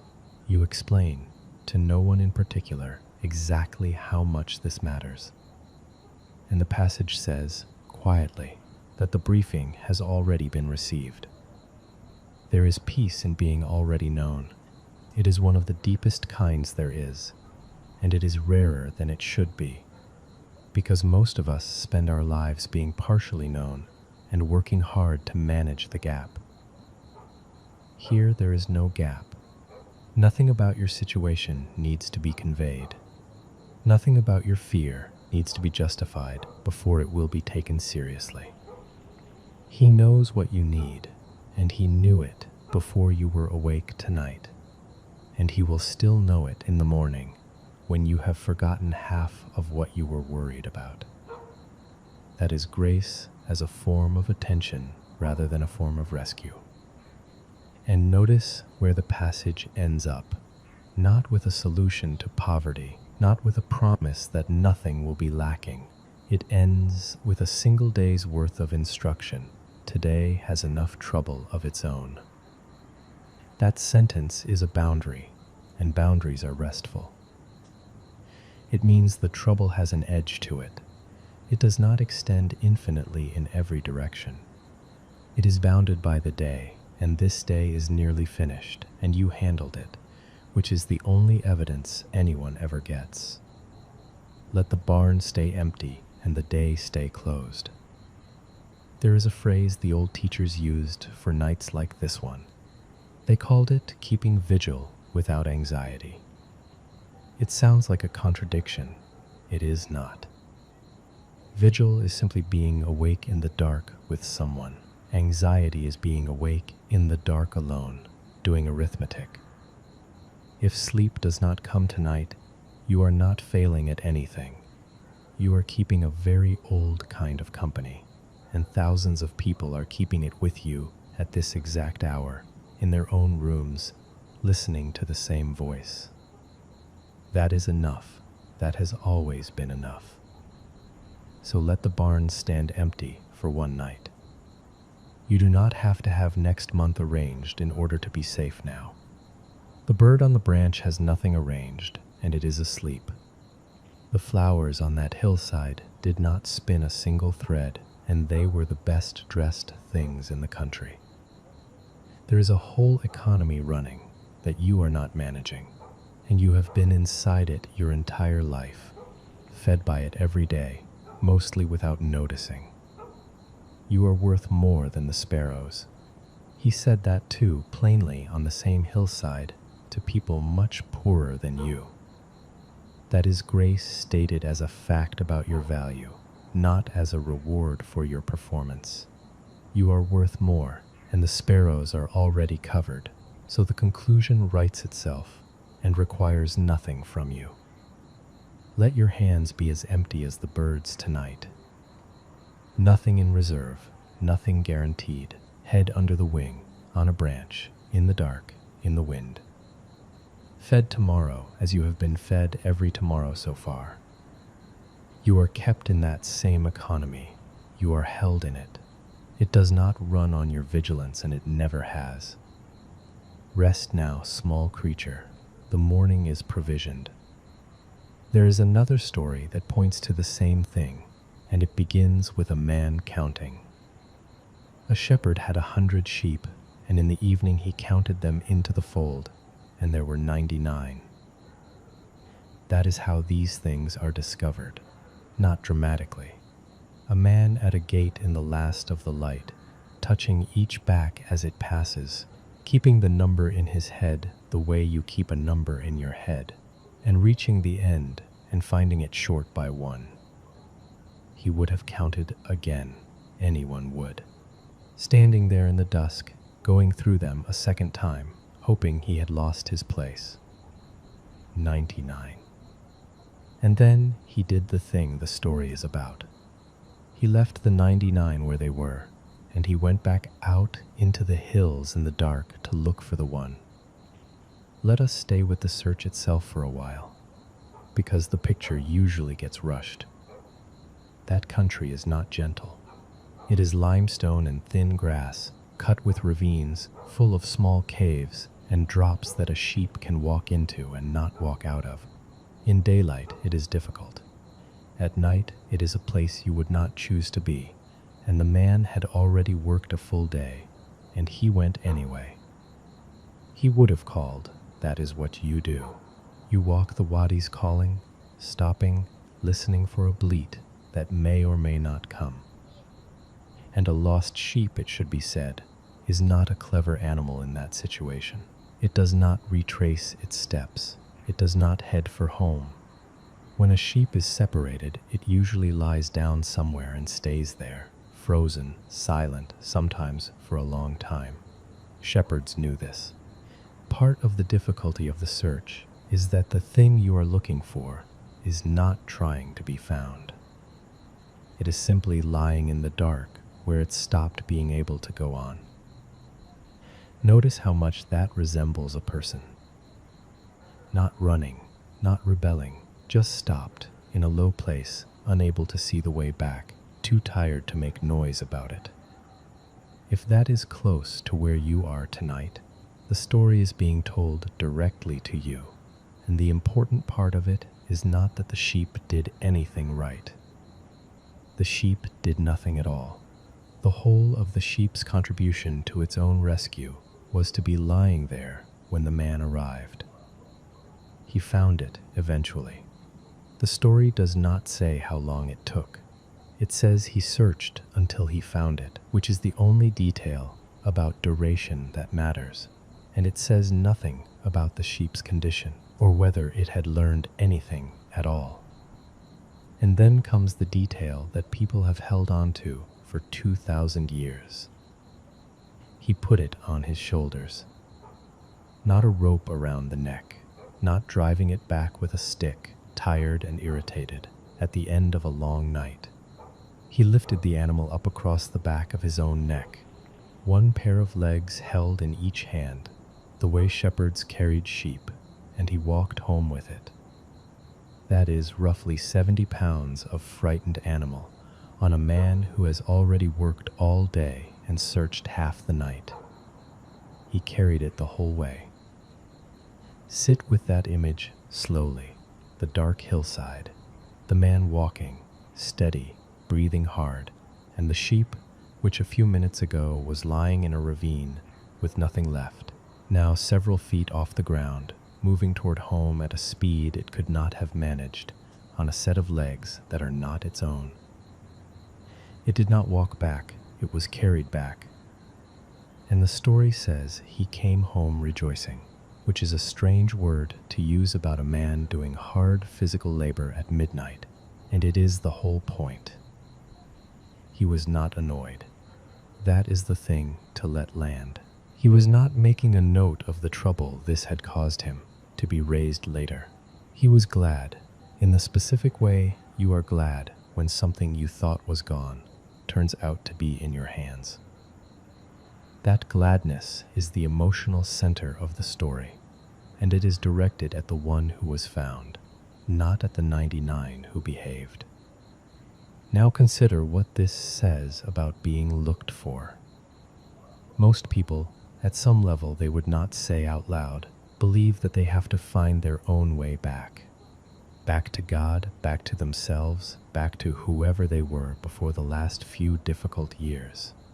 And they believe the finding is on them, that the road is theirs to locate, that if they could only summon the energy, they would start walking tonight. This story says the opposite, plainly and without qualification. The search is not yours. You are not the shepherd in this. You are the one lying down in the dark, and there is someone out in the hills calling. That is Grace with mud on its boots and a lantern in its hand. It goes out. It does not wait at the fold with its arms folded to see whether you will make the effort. It leaves the comfortable 99 standing in the pen and goes into the ravines in the dark for one animal that cannot help itself and would not know how to explain where it is. There is something else here worth noticing, and it is easy to walk past. The sheep was found in the dark, not in the morning. The shepherd did not wait for better conditions and go out at first light when the search would have been easier. He went that night into the same dark you are lying in. The finding happens in the night. It has always happened in the night. That is when the lost are lost. And the sheep did not know it was being looked for. That is perhaps the most comforting sentence in the whole story. All through those hours, while the man was working the ravines and calling, the animal lay there believing, insofar as a sheep believes anything, that it was entirely alone. It was not alone at any point. It was simply uninformed. Take that into your own hour gently. There have been long stretches of your life when you felt completely unaccompanied. Some of them were recent. You may be inside one now, and the story insists, without arguing, that the felt absence and the actual situation are two different things, and that the search was running the entire time. You are being looked for tonight, even if it feels like a hillside with nobody on it. Notice, too, what the shepherd does not do when he finds the animal. He does not lecture it. There is no conversation on that hillside about how this happened, or what the sheep should do differently, or whether it understands the inconvenience it caused. The story simply moves from finding to lifting, with nothing in between. The correction, if there was any, never made it into the telling. What made it into the telling was the carrying. That order is the doctrine of this channel, and it is the reason we tell these stories at midnight rather than at noon. The lifting comes first. The understanding, if it comes much later, in the fold, in the daylight, after everyone has slept. You do not have to understand anything tonight. You do not have to work out how you ended up where you are. You do not have to plan the route back. There is no route back that you are expected to walk on those legs, in this condition, in this dark. You are permitted to lie still and be carried. There is a peace in that which is difficult to describe to anyone who has not been thoroughly out of resources. It is not the peace of having solved a problem. It is the peace of an animal on a man's shoulders, 70 pounds of exhaustion moving through the hills at a pace it could not produce, aware of nothing except that it is off the ground. That is what tonight can be. Off the ground, held across somebody's shoulders, moving toward home without walking. And when the fold comes into view and the 99 are standing there in the dark, the story says there is gladness, not relief that the trouble is over. Gladness that the number is whole again, and the number was never going to be whole without you in it. You are not one of 100. You are the one the 100 was missing. Let that be the last thought you carry down into sleep. Somebody counted and noticed and went out. The hills are dark and there is a lantern in them, and it is not looking for anyone else. You are found, you are lifted, you are held, quite literally, across the shoulders of somebody who is glad about it. One last thing about that hillside, and then let it go. The 99 were not abandoned. People sometimes catch on that detail and worry about it. He left them in the open, the story says, and went after the one. It sounds careless until you remember that a shepherd of 100 sheep did not work alone in that country. There were others. The fold had walls. The flock was covered. What the story is showing is not neglect. It is priority. The one that cannot get itself home gets the search. That is not a statement about the value of the 99. It is a statement about how attention works in a house where everybody is loved. The one in trouble is the one who is gone after, and nobody keeps score about it afterward. You are not taking anything from anyone by being the one who needs finding tonight. That thought stops a great many people from letting themselves be helped. The sense that others need it more, that your trouble is small compared to real trouble, and you should manage. The story has no interest in that arithmetic. It counts to 100, finds 99, and goes out. There is grace in being gone after, without having to justify the inconvenience. And there is peace in the last picture of it, which is the simplest one. An animal that could not walk, on a man's shoulders, going home in the dark, doing absolutely nothing, and getting there anyway. Rest now. Your legs are done for the night, and they are not needed. This brings us to something else the old teachers used to say, and this one comes from a woman in a small stone room in England 600 years ago. She lived in a room built against the wall of a church in a city called Norwich, and she had chosen to live there, and she did not leave it. That kind of life existed then. A person could withdraw into a single room, with one window looking into the church and one small window looking out onto the street, and stay there for the rest of their life. Food came in. People came to the street window to talk. It sounds severe from a distance, and it was not, particularly. It was a way of being quiet on purpose in a very loud century. Her century was loud in the worst ways.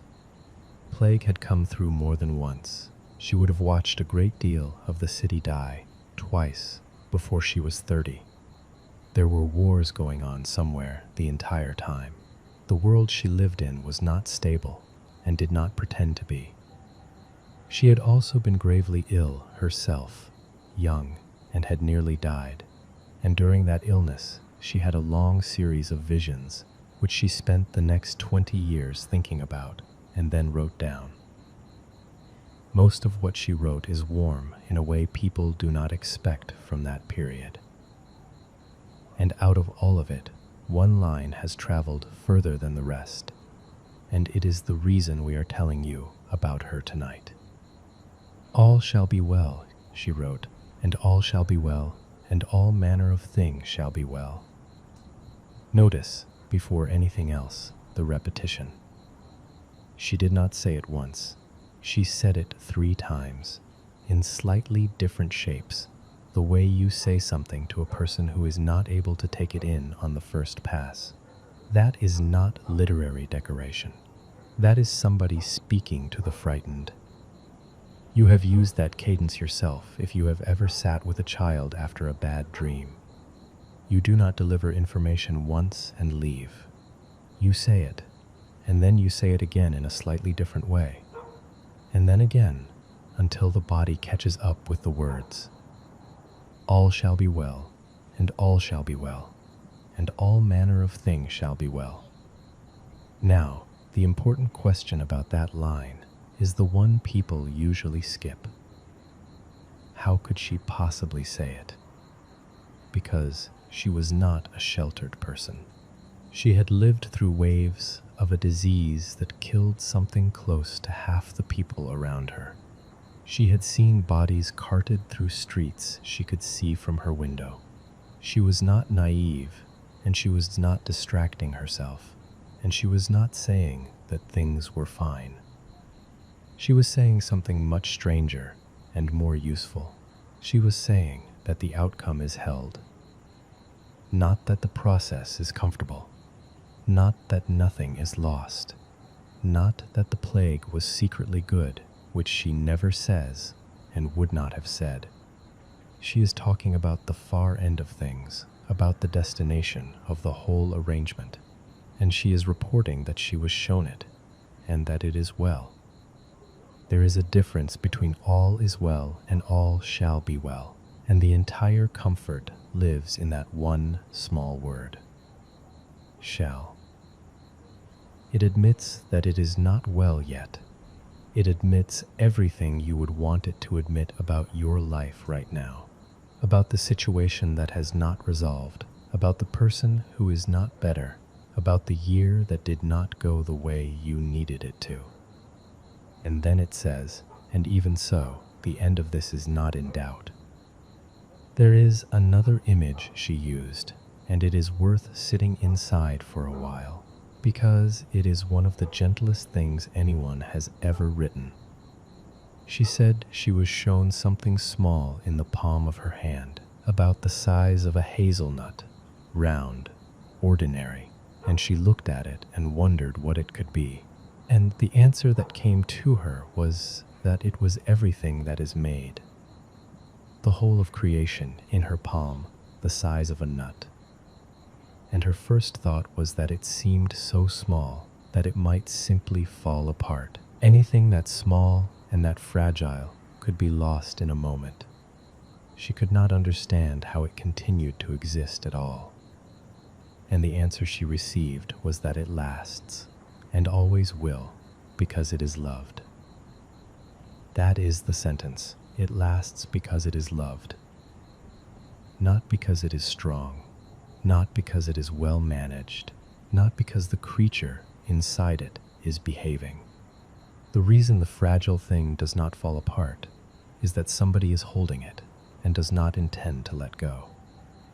Sit with your own hand for a moment, if it is on the blanket. Imagine the weight of a hazelnut in it. That is the size of everything from where she was shown it. Every country, every century, every person you are worried about tonight, including yourself. All of it small enough to be held. There is a peace in smallness that people resist, and it is worth naming carefully. Being small sounds like being unimportant. It is not the same thing. A newborn is small and is the most important thing in the house. Smallness is not a statement about value.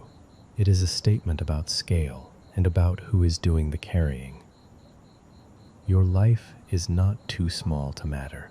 Your life is too small to hold itself up, which is a completely different sentence, and a merciful one. You were never the structural support of your own existence. Notice how much of your night has been spent acting as though you were. The mind runs its calculations, checking whether the whole arrangement will survive, testing the load-bearing walls, trying to work out whether things will be all right. And the answer she gives is not a calculation. It is not the result of weighing evidence, because the evidence in her century was appalling. It is a report from somebody who was shown the end of the story and came back to tell frightened people that it holds. All shall be well. She also wrote, and this is less famous, but perhaps more useful at 1 a.m, that he did not say, "You shall not be tempested, you shall not be travailed, you shall not be afflicted." He said, "You shall not be overcome."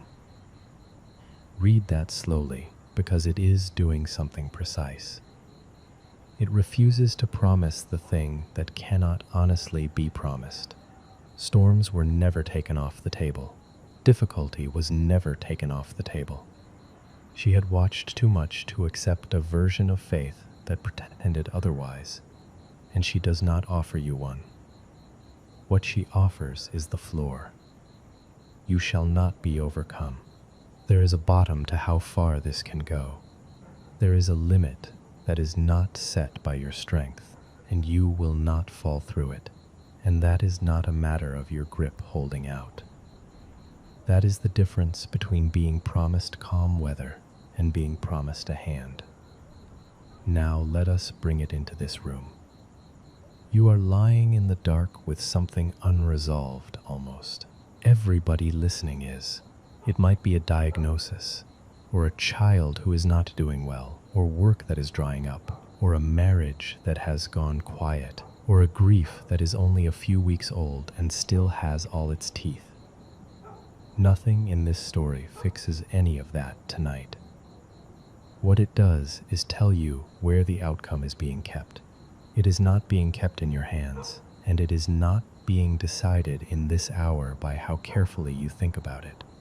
It is somewhere else, in a palm the size of a hazelnut, being loved. That is grace at its widest, not a feeling of comfort, but a fact about how the story ends, delivered to you by a woman who had every reason to say something bitter and said this instead. She lived in one room for decades, and she is the one telling you the world will be all right. That should count for something. It is not the optimism of somebody who has been protected. It is the conclusion of somebody who was not. So let the 3 repetitions do their work as you settle. All shall be well, not tonight necessarily, not by morning, but well at the end in the way that matters for the small round thing in the palm. And all shall be well, even the part you cannot see how it could ever be, even that. And all manner of things shall be well, every kind of thing, including the kind you are carrying, which feels like a special exception and is not. Let your breathing lengthen into that repetition. There is no argument to follow, and nothing to agree with, and no decision to make. It is only somebody saying the same kind sentence 3 times to a person who is tired. You are held in a palm that has been holding you since before you could speak. The hazelnut is small and it has not fallen. It will not fall tonight. Rest now in the peace of a thing too small to hold itself up and too loved to be dropped. Scripture holds another picture of this, and it happens at night in a quiet building to a child. There was a boy named Samuel who slept in the house where the lamp was kept. He was young.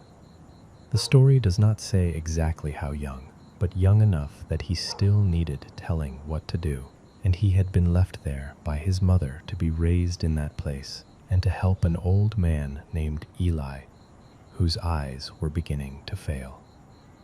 It was a simple arrangement. The boy slept in the room where the lamp burned through the night, and the old man slept nearby, and the days were made of ordinary tasks. The story says something at the beginning that sets the whole tone. In those days, it says, the word of the Lord was rare. There were not many visions. That is an unusual admission for a sacred book to make about itself. It is saying, this was a quiet century. Nothing much was happening. People went about their business, and heaven seemed to be saying very little. If you have had years like that, you are in good company, and you are in the middle of a story that starts exactly there. So the boy is lying down, and the lamp has not yet gone out, which means it is late, but not yet the dead hours. And someone says his name. He gets up and runs to the old man, because who else would it be, and says, "Here I am, you called me." And the old man says, "I did not call you, go and lie down." So he goes back and lies down. Notice how ordinary this is. There is no fear in it. He is not frightened by hearing his name in the dark. He assumes it is the person who usually needs him, and he goes. Then it happens again. His name, in the quiet. He gets up again. He goes again. He says, "Here I am, you called me." And the old man, who is presumably quite tired by now, says again, "I did not call you, my son. Go back and lie down." And it happens a third time. 3 times a child crosses a dark room because he keeps hearing his name, and 3 times he is sent back to bed. And nothing about the story treats him as foolish for this. He is not scolded. He is simply told to lie down again, which is what you say to a child at that hour. On the 3rd time, the old man understands what is happening. And here is the instruction he gives, and it is one of the most restful instructions in all of Scripture.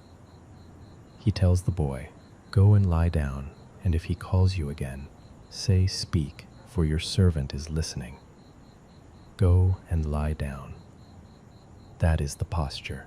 Not stand up, not go somewhere, not prepare yourself or purify yourself or work out what you might have done to deserve being spoken to.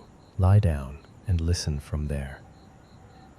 The response to the voice of God in this story is horizontal. Sit with that for a moment, because most of us were taught the opposite. We were taught that attention means sitting up straight, that readiness looks like effort, that if something important is going to happen, we had better be upright and alert and holding our own weight. And the old man says, "Go back to bed. Speak to him from the pillow." Notice also how much of this passage is about not knowing what is happening.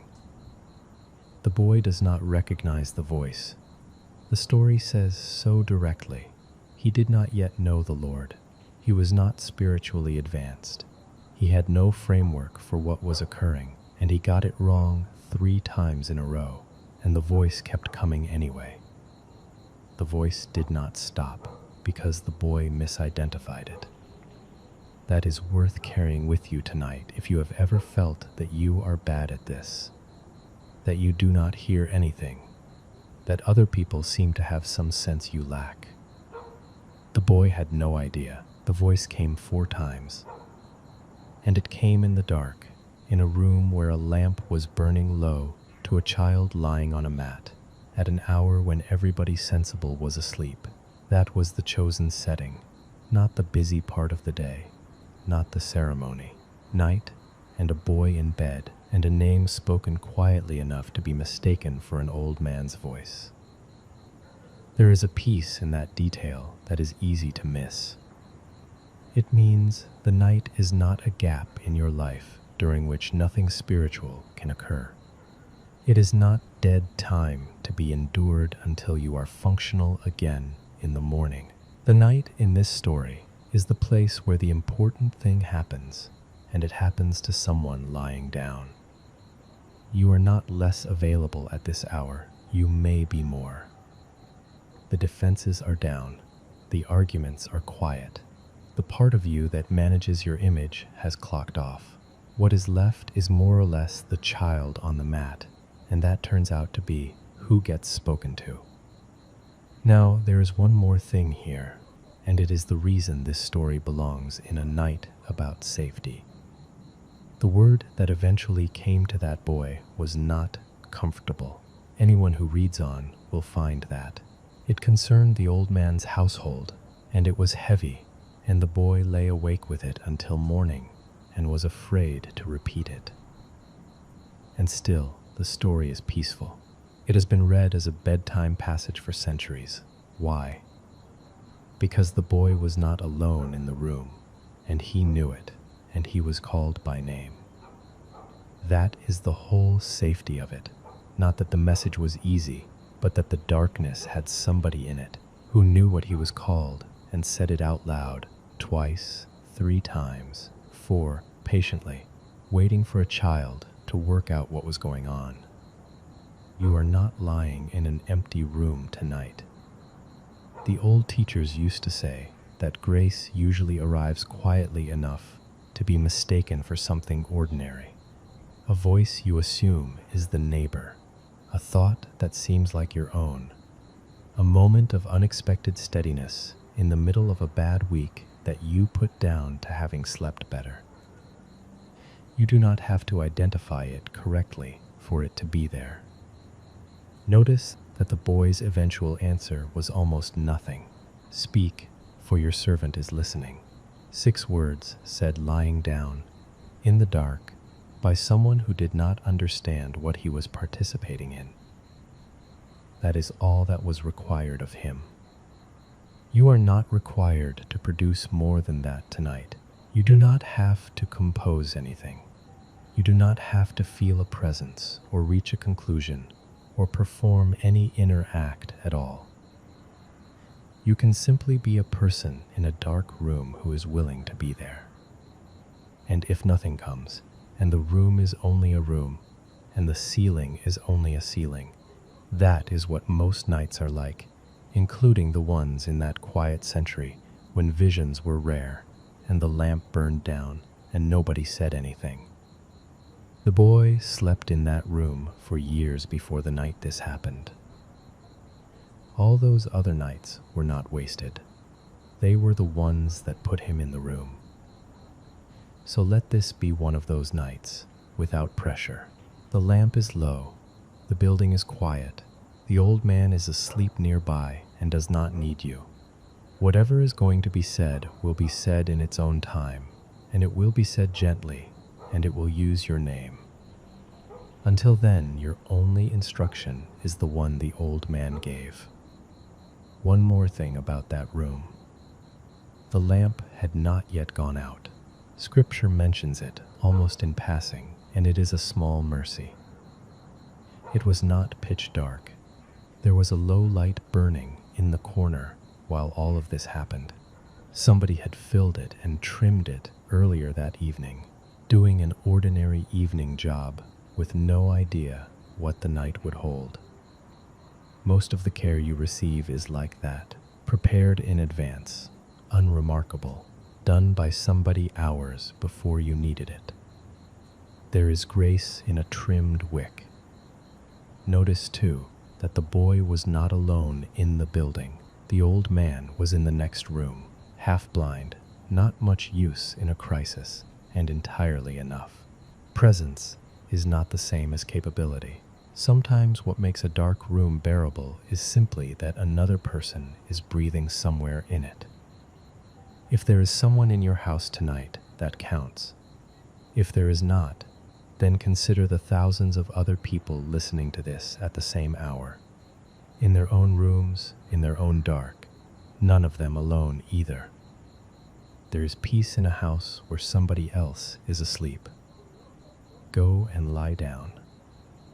Lie down and let the dark be a place where somebody knows what you are called. Lie down and stop straining to hear. Straining has never once helped anybody hear anything. You are safe in this room in the way that boy was safe, not because nothing hard exists, but because the darkness is inhabited and the voice in it is kind. There is peace available in being small, in a large, quiet house at night, with the lamp still burning, and someone awake who knows your name. Rest now.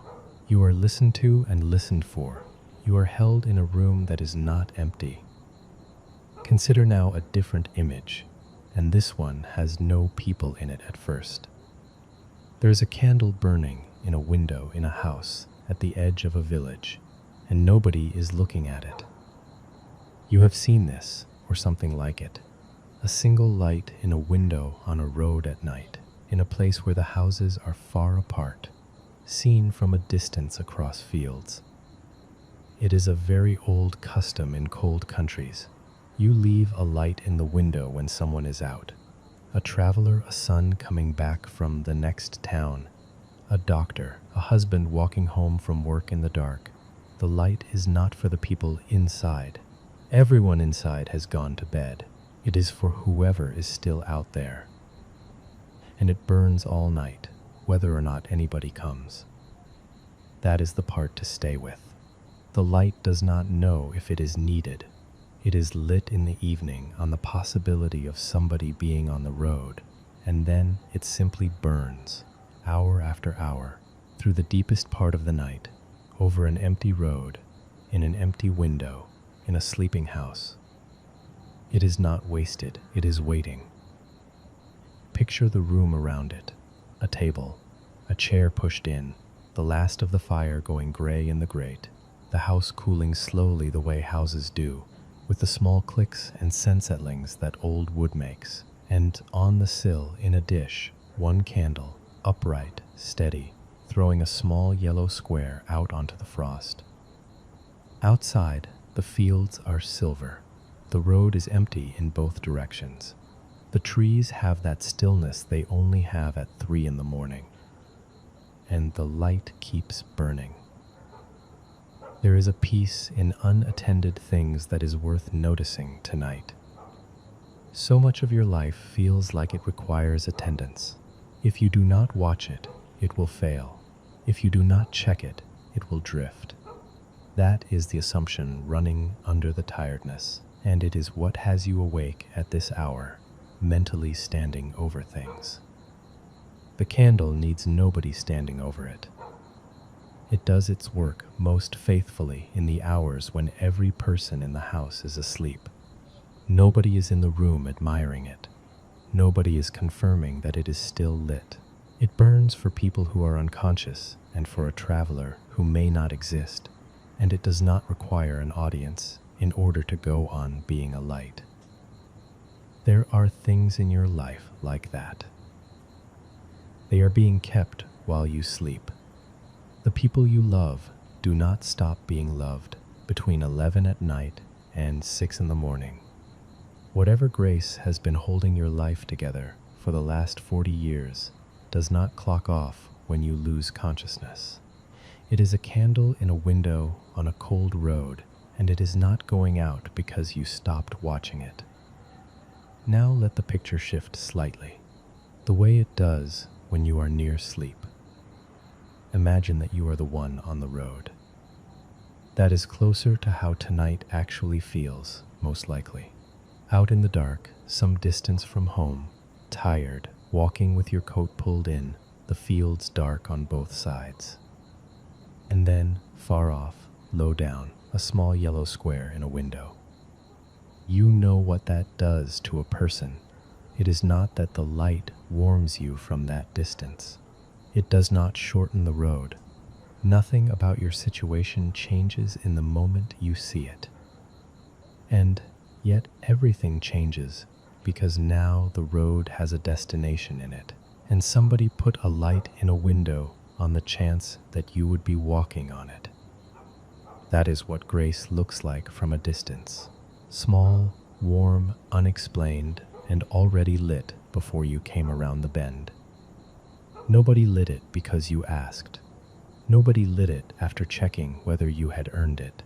It was lit at dusk, out of habit and love, by somebody who had gone to bed hours ago and would be glad in the morning to hear that you got in. You are being expected somewhere. That is one of the quietest and most necessary things a person can be told at this hour. Not that you are being watched, that you are being expected. There is a difference, and the difference is the whole of the comfort. Being watched implies assessment. Being expected implies a place set, a light on, a door unlocked, and somebody who will be pleased rather than surprised when you arrive. Notice how little the candle asks of the traveler. It does not signal instructions. It does not flash to make you walk faster. It does not go out at midnight because you were slower than expected. It burns at the same steady rate, whether you are half a mile away or 5, and it will still be burning when you get there, and the getting there is not a race. You are allowed to walk slowly. You are allowed to be later than you meant to be. You are allowed to be arriving in the worst condition of your adult life, with nothing to report and nothing accomplished, and the light will look exactly the same in the window. And here is the last turn, and then we will let this one settle. The traveler eventually reaches the house and comes in and takes off his wet coat and stands for a moment in a room that somebody kept warm for him. And then, usually, he blows the candle out. Not because the night is over, because he is home and the candle has done its work, and there is no need to keep a light burning for a man who is already inside. That is what sleep is in the end. It is not the light going out on you, it is you arriving, and the small yellow square in the window no longer being necessary, because whatever it was calling you toward, you are now inside of. So let the candle be blown out gently tonight, and let the dark that follows be the dark of a warm room and not of an open road. You are not out in the fields, you are in. The door is shut behind you. The frost is on the other side of the glass, and it can stay there. You are held inside a house that was kept warm by somebody who expected you. There is peace in that, of a very ordinary kind, the kind that smells like a cold coat drying by a low fire. One more thought before the light goes. Somebody has to light it. That is the part the picture leaves out, and it is worth a moment. Every evening at dusk, in a cold house, someone took a taper and lit a candle and set it in a window for a person who was not there. That is a small, unglamorous, unwitnessed act of love. It happens millions of times a night, everywhere, in different forms. A plate left in the oven, a door left unlocked, a phone kept on the bedside table, face up. The world is full of people quietly keeping small lights burning for people who are not home yet. You have done it yourself. You have almost certainly done it this week, without counting it as anything. And you have been on the receiving end more often than you know, because the candle is lit while you are still out on the road and cannot see the house. There is grace in that arrangement, and it is very old, and it does not depend on being noticed. Let it be enough tonight that somewhere a light was lit for you before you knew you needed it, not metaphorically. In your actual life, by actual people, and by something older than people. There is peace in being expected. Let it settle over you like a blanket somebody warmed. Rest now. The light did its work. You are home and you may sleep. There is one more story tonight, and it is the one he told best, and almost everybody knows it from the wrong side. It is usually told as the story of a son who left. Let us tell it as the story of a father who waited. A man had 2 sons, and the younger one asked for his share of the property early, which was a hard thing to ask, and the father gave it to him. Sit with that first, before anything else happens. The father did not argue. He did not lock the gate or deliver a speech about ingratitude. He divided what he had and let the boy go, which is the most difficult thing a parent ever does, and he did it without making the leaving harder than it already was. Then the boy went off to a distant country and spent it, and there was a famine, and he ended up working with pigs and hungry enough to envy them. That is the part everybody remembers. It is not the part we are staying in tonight. Because while all of that was happening, in another country, an older man was going out to the end of his road and looking down it. The story tells us this almost by accident, in a single clause that most readers pass over at speed. When the boy finally turns around and starts home, rehearsing his little speech, the story says that while he was still a long way off, his father saw him. While he was still a long way off. Think about what that sentence requires to be true. It requires that the father was looking, not once, not on that particular afternoon by coincidence. It requires a man who had gone out to the edge of his property every evening for months or years, and stood there and looked at the place where the road disappeared, and then gone back in and eaten supper, and done it again the next day. That is the actual center of the story, not the leaving, not the pigs. A man on a road in the evening light looking at an empty horizon for a very long time. And on one particular evening, the horizon was not empty. The story says he ran. Nobody in that culture ran, least of all a landowner of that age. It was undignified. You did not gather up your clothing and sprint down a public road in front of your neighbors. And he did, and the story reports it without embarrassment, because dignity had stopped being the point some months earlier. He ran while the boy was still far away, which means he covered most of the remaining distance himself. The son had rehearsed something. He had it ready. He had been working on it in the field with the animals for days. A small, careful speech about being unworthy and asking to be taken on as a hired man. He got about half of it out. The father was not listening to it. He was giving instructions to the household over the boy's shoulder about a coat and a ring and shoes and supper, while holding on to him, and the speech simply dissolved in the middle because there was nobody receiving it. Notice what did not happen on that road. There was no accounting. There was no conversation about the money.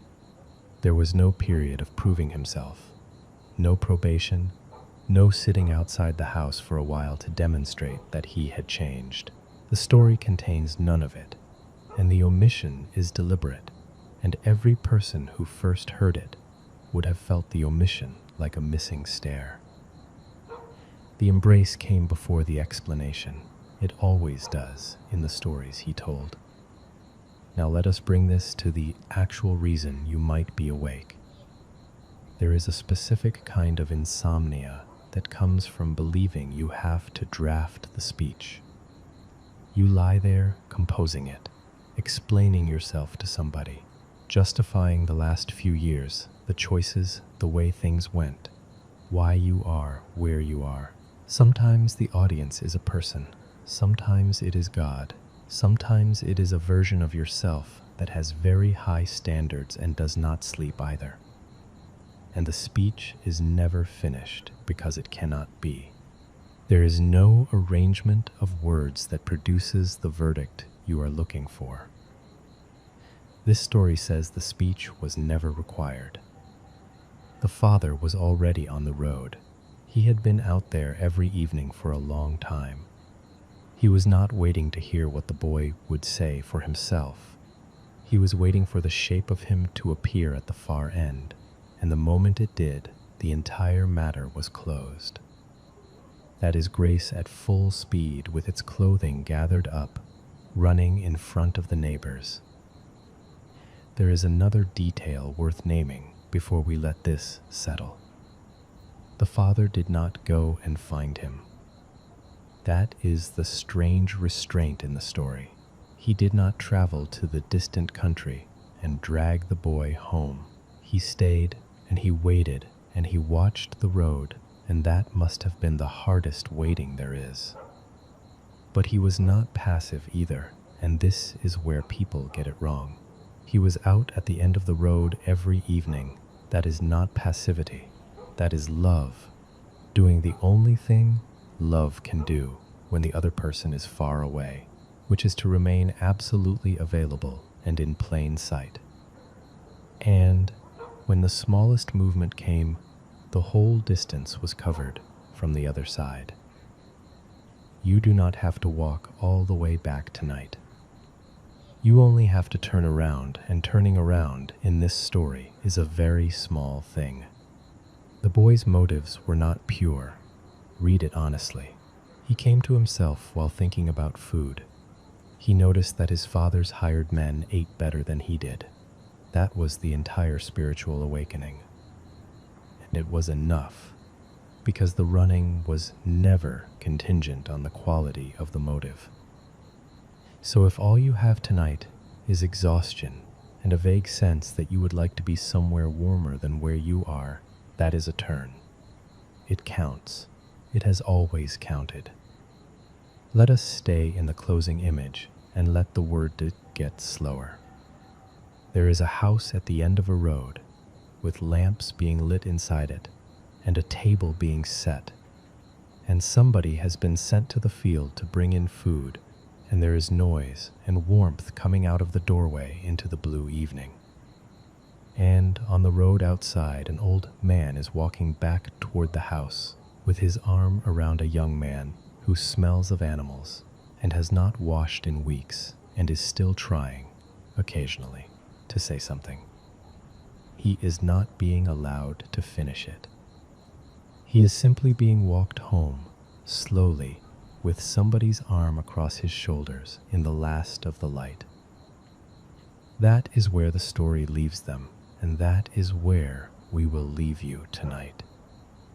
Not explaining yourself, not qualifying, not having earned anything or completed anything or found the words. Only being walked in the direction of a lit house by somebody who came out to meet you and covered most of the distance himself. Notice how little is being asked of you in that picture. Your feet are moving, and that is all. The arm is doing the work of keeping you upright. The house is already warm, and you did not warm it. The supper is already cooking, and you did not cook it. There is peace in arriving in a state you would not have chosen. You are not the first to come up that road in bad condition. You will not be the last. And the response has never once been what people fear it will be. The coat, the ring, the shoes, the table. Those come first. Everything else, if there is an everything else, comes much later, after everyone has eaten and slept. So let the speech go. It was never needed, and it was never heard. Let the road be behind you now. Let the door be close. Let the evening be the kind of blue that comes just after the sun is gone, with the first lamp burning in the window and voices inside. You were watched for every evening, for as long as it took. You are held under somebody's arm on the last stretch of a long road, and the walking is nearly done. There is nothing left to say tonight, and nothing left to fix, and no distance left that you have to cross alone. One last thing, and then we will stop talking. The story does not end with the sun. It ends outside, in the dark, with the father going out one more time. The older brother would not come in. He stood out in the field, angry, listening to the music, and the father left the party and walked out to him too. Twice in one evening, that man went out into the dark to meet somebody who was not coming in on his own. That is the whole shape of it. Whatever direction you are stuck in, whether you are far away and ashamed, or close by and resentful, the movement in this story is always the same, and it is always from the house toward you. There is grace in a man who keeps leaving the warmth to walk out into the cold. You do not have to choose which sun you are tonight. Most people are both, depending on the week. It makes no difference to the direction of travel. Notice how the story simply stops there, unfinished, with the father in the field. It does not tell us whether the older one came in. Some stories are left open on purpose. Yours is still open. That is not a threat. It is room. There is peace in an unfinished evening where the door is standing wide and the light is falling out onto the grass. You are home, you are safe, you are held. Rest now in peace all the way down. You do not need to remember everything you heard tonight. If one moment stayed with you, let that be enough. A boat, a stone, a candle in a window, any of it or none of it. And if nothing stayed, that is fine too. Some things settle into us without our knowing, and grace has never required attendance. If you are still with us, thank you for staying. If you have already drifted off, thank you for that too. You were not listening alone. Wherever you are right now, you are welcome here, exactly as you are. Nothing is owed, nothing is pending. You are held tonight, and you are safe, and you were safe the whole time. Sleep well, and thank you for joining us here at Midnight Chapel.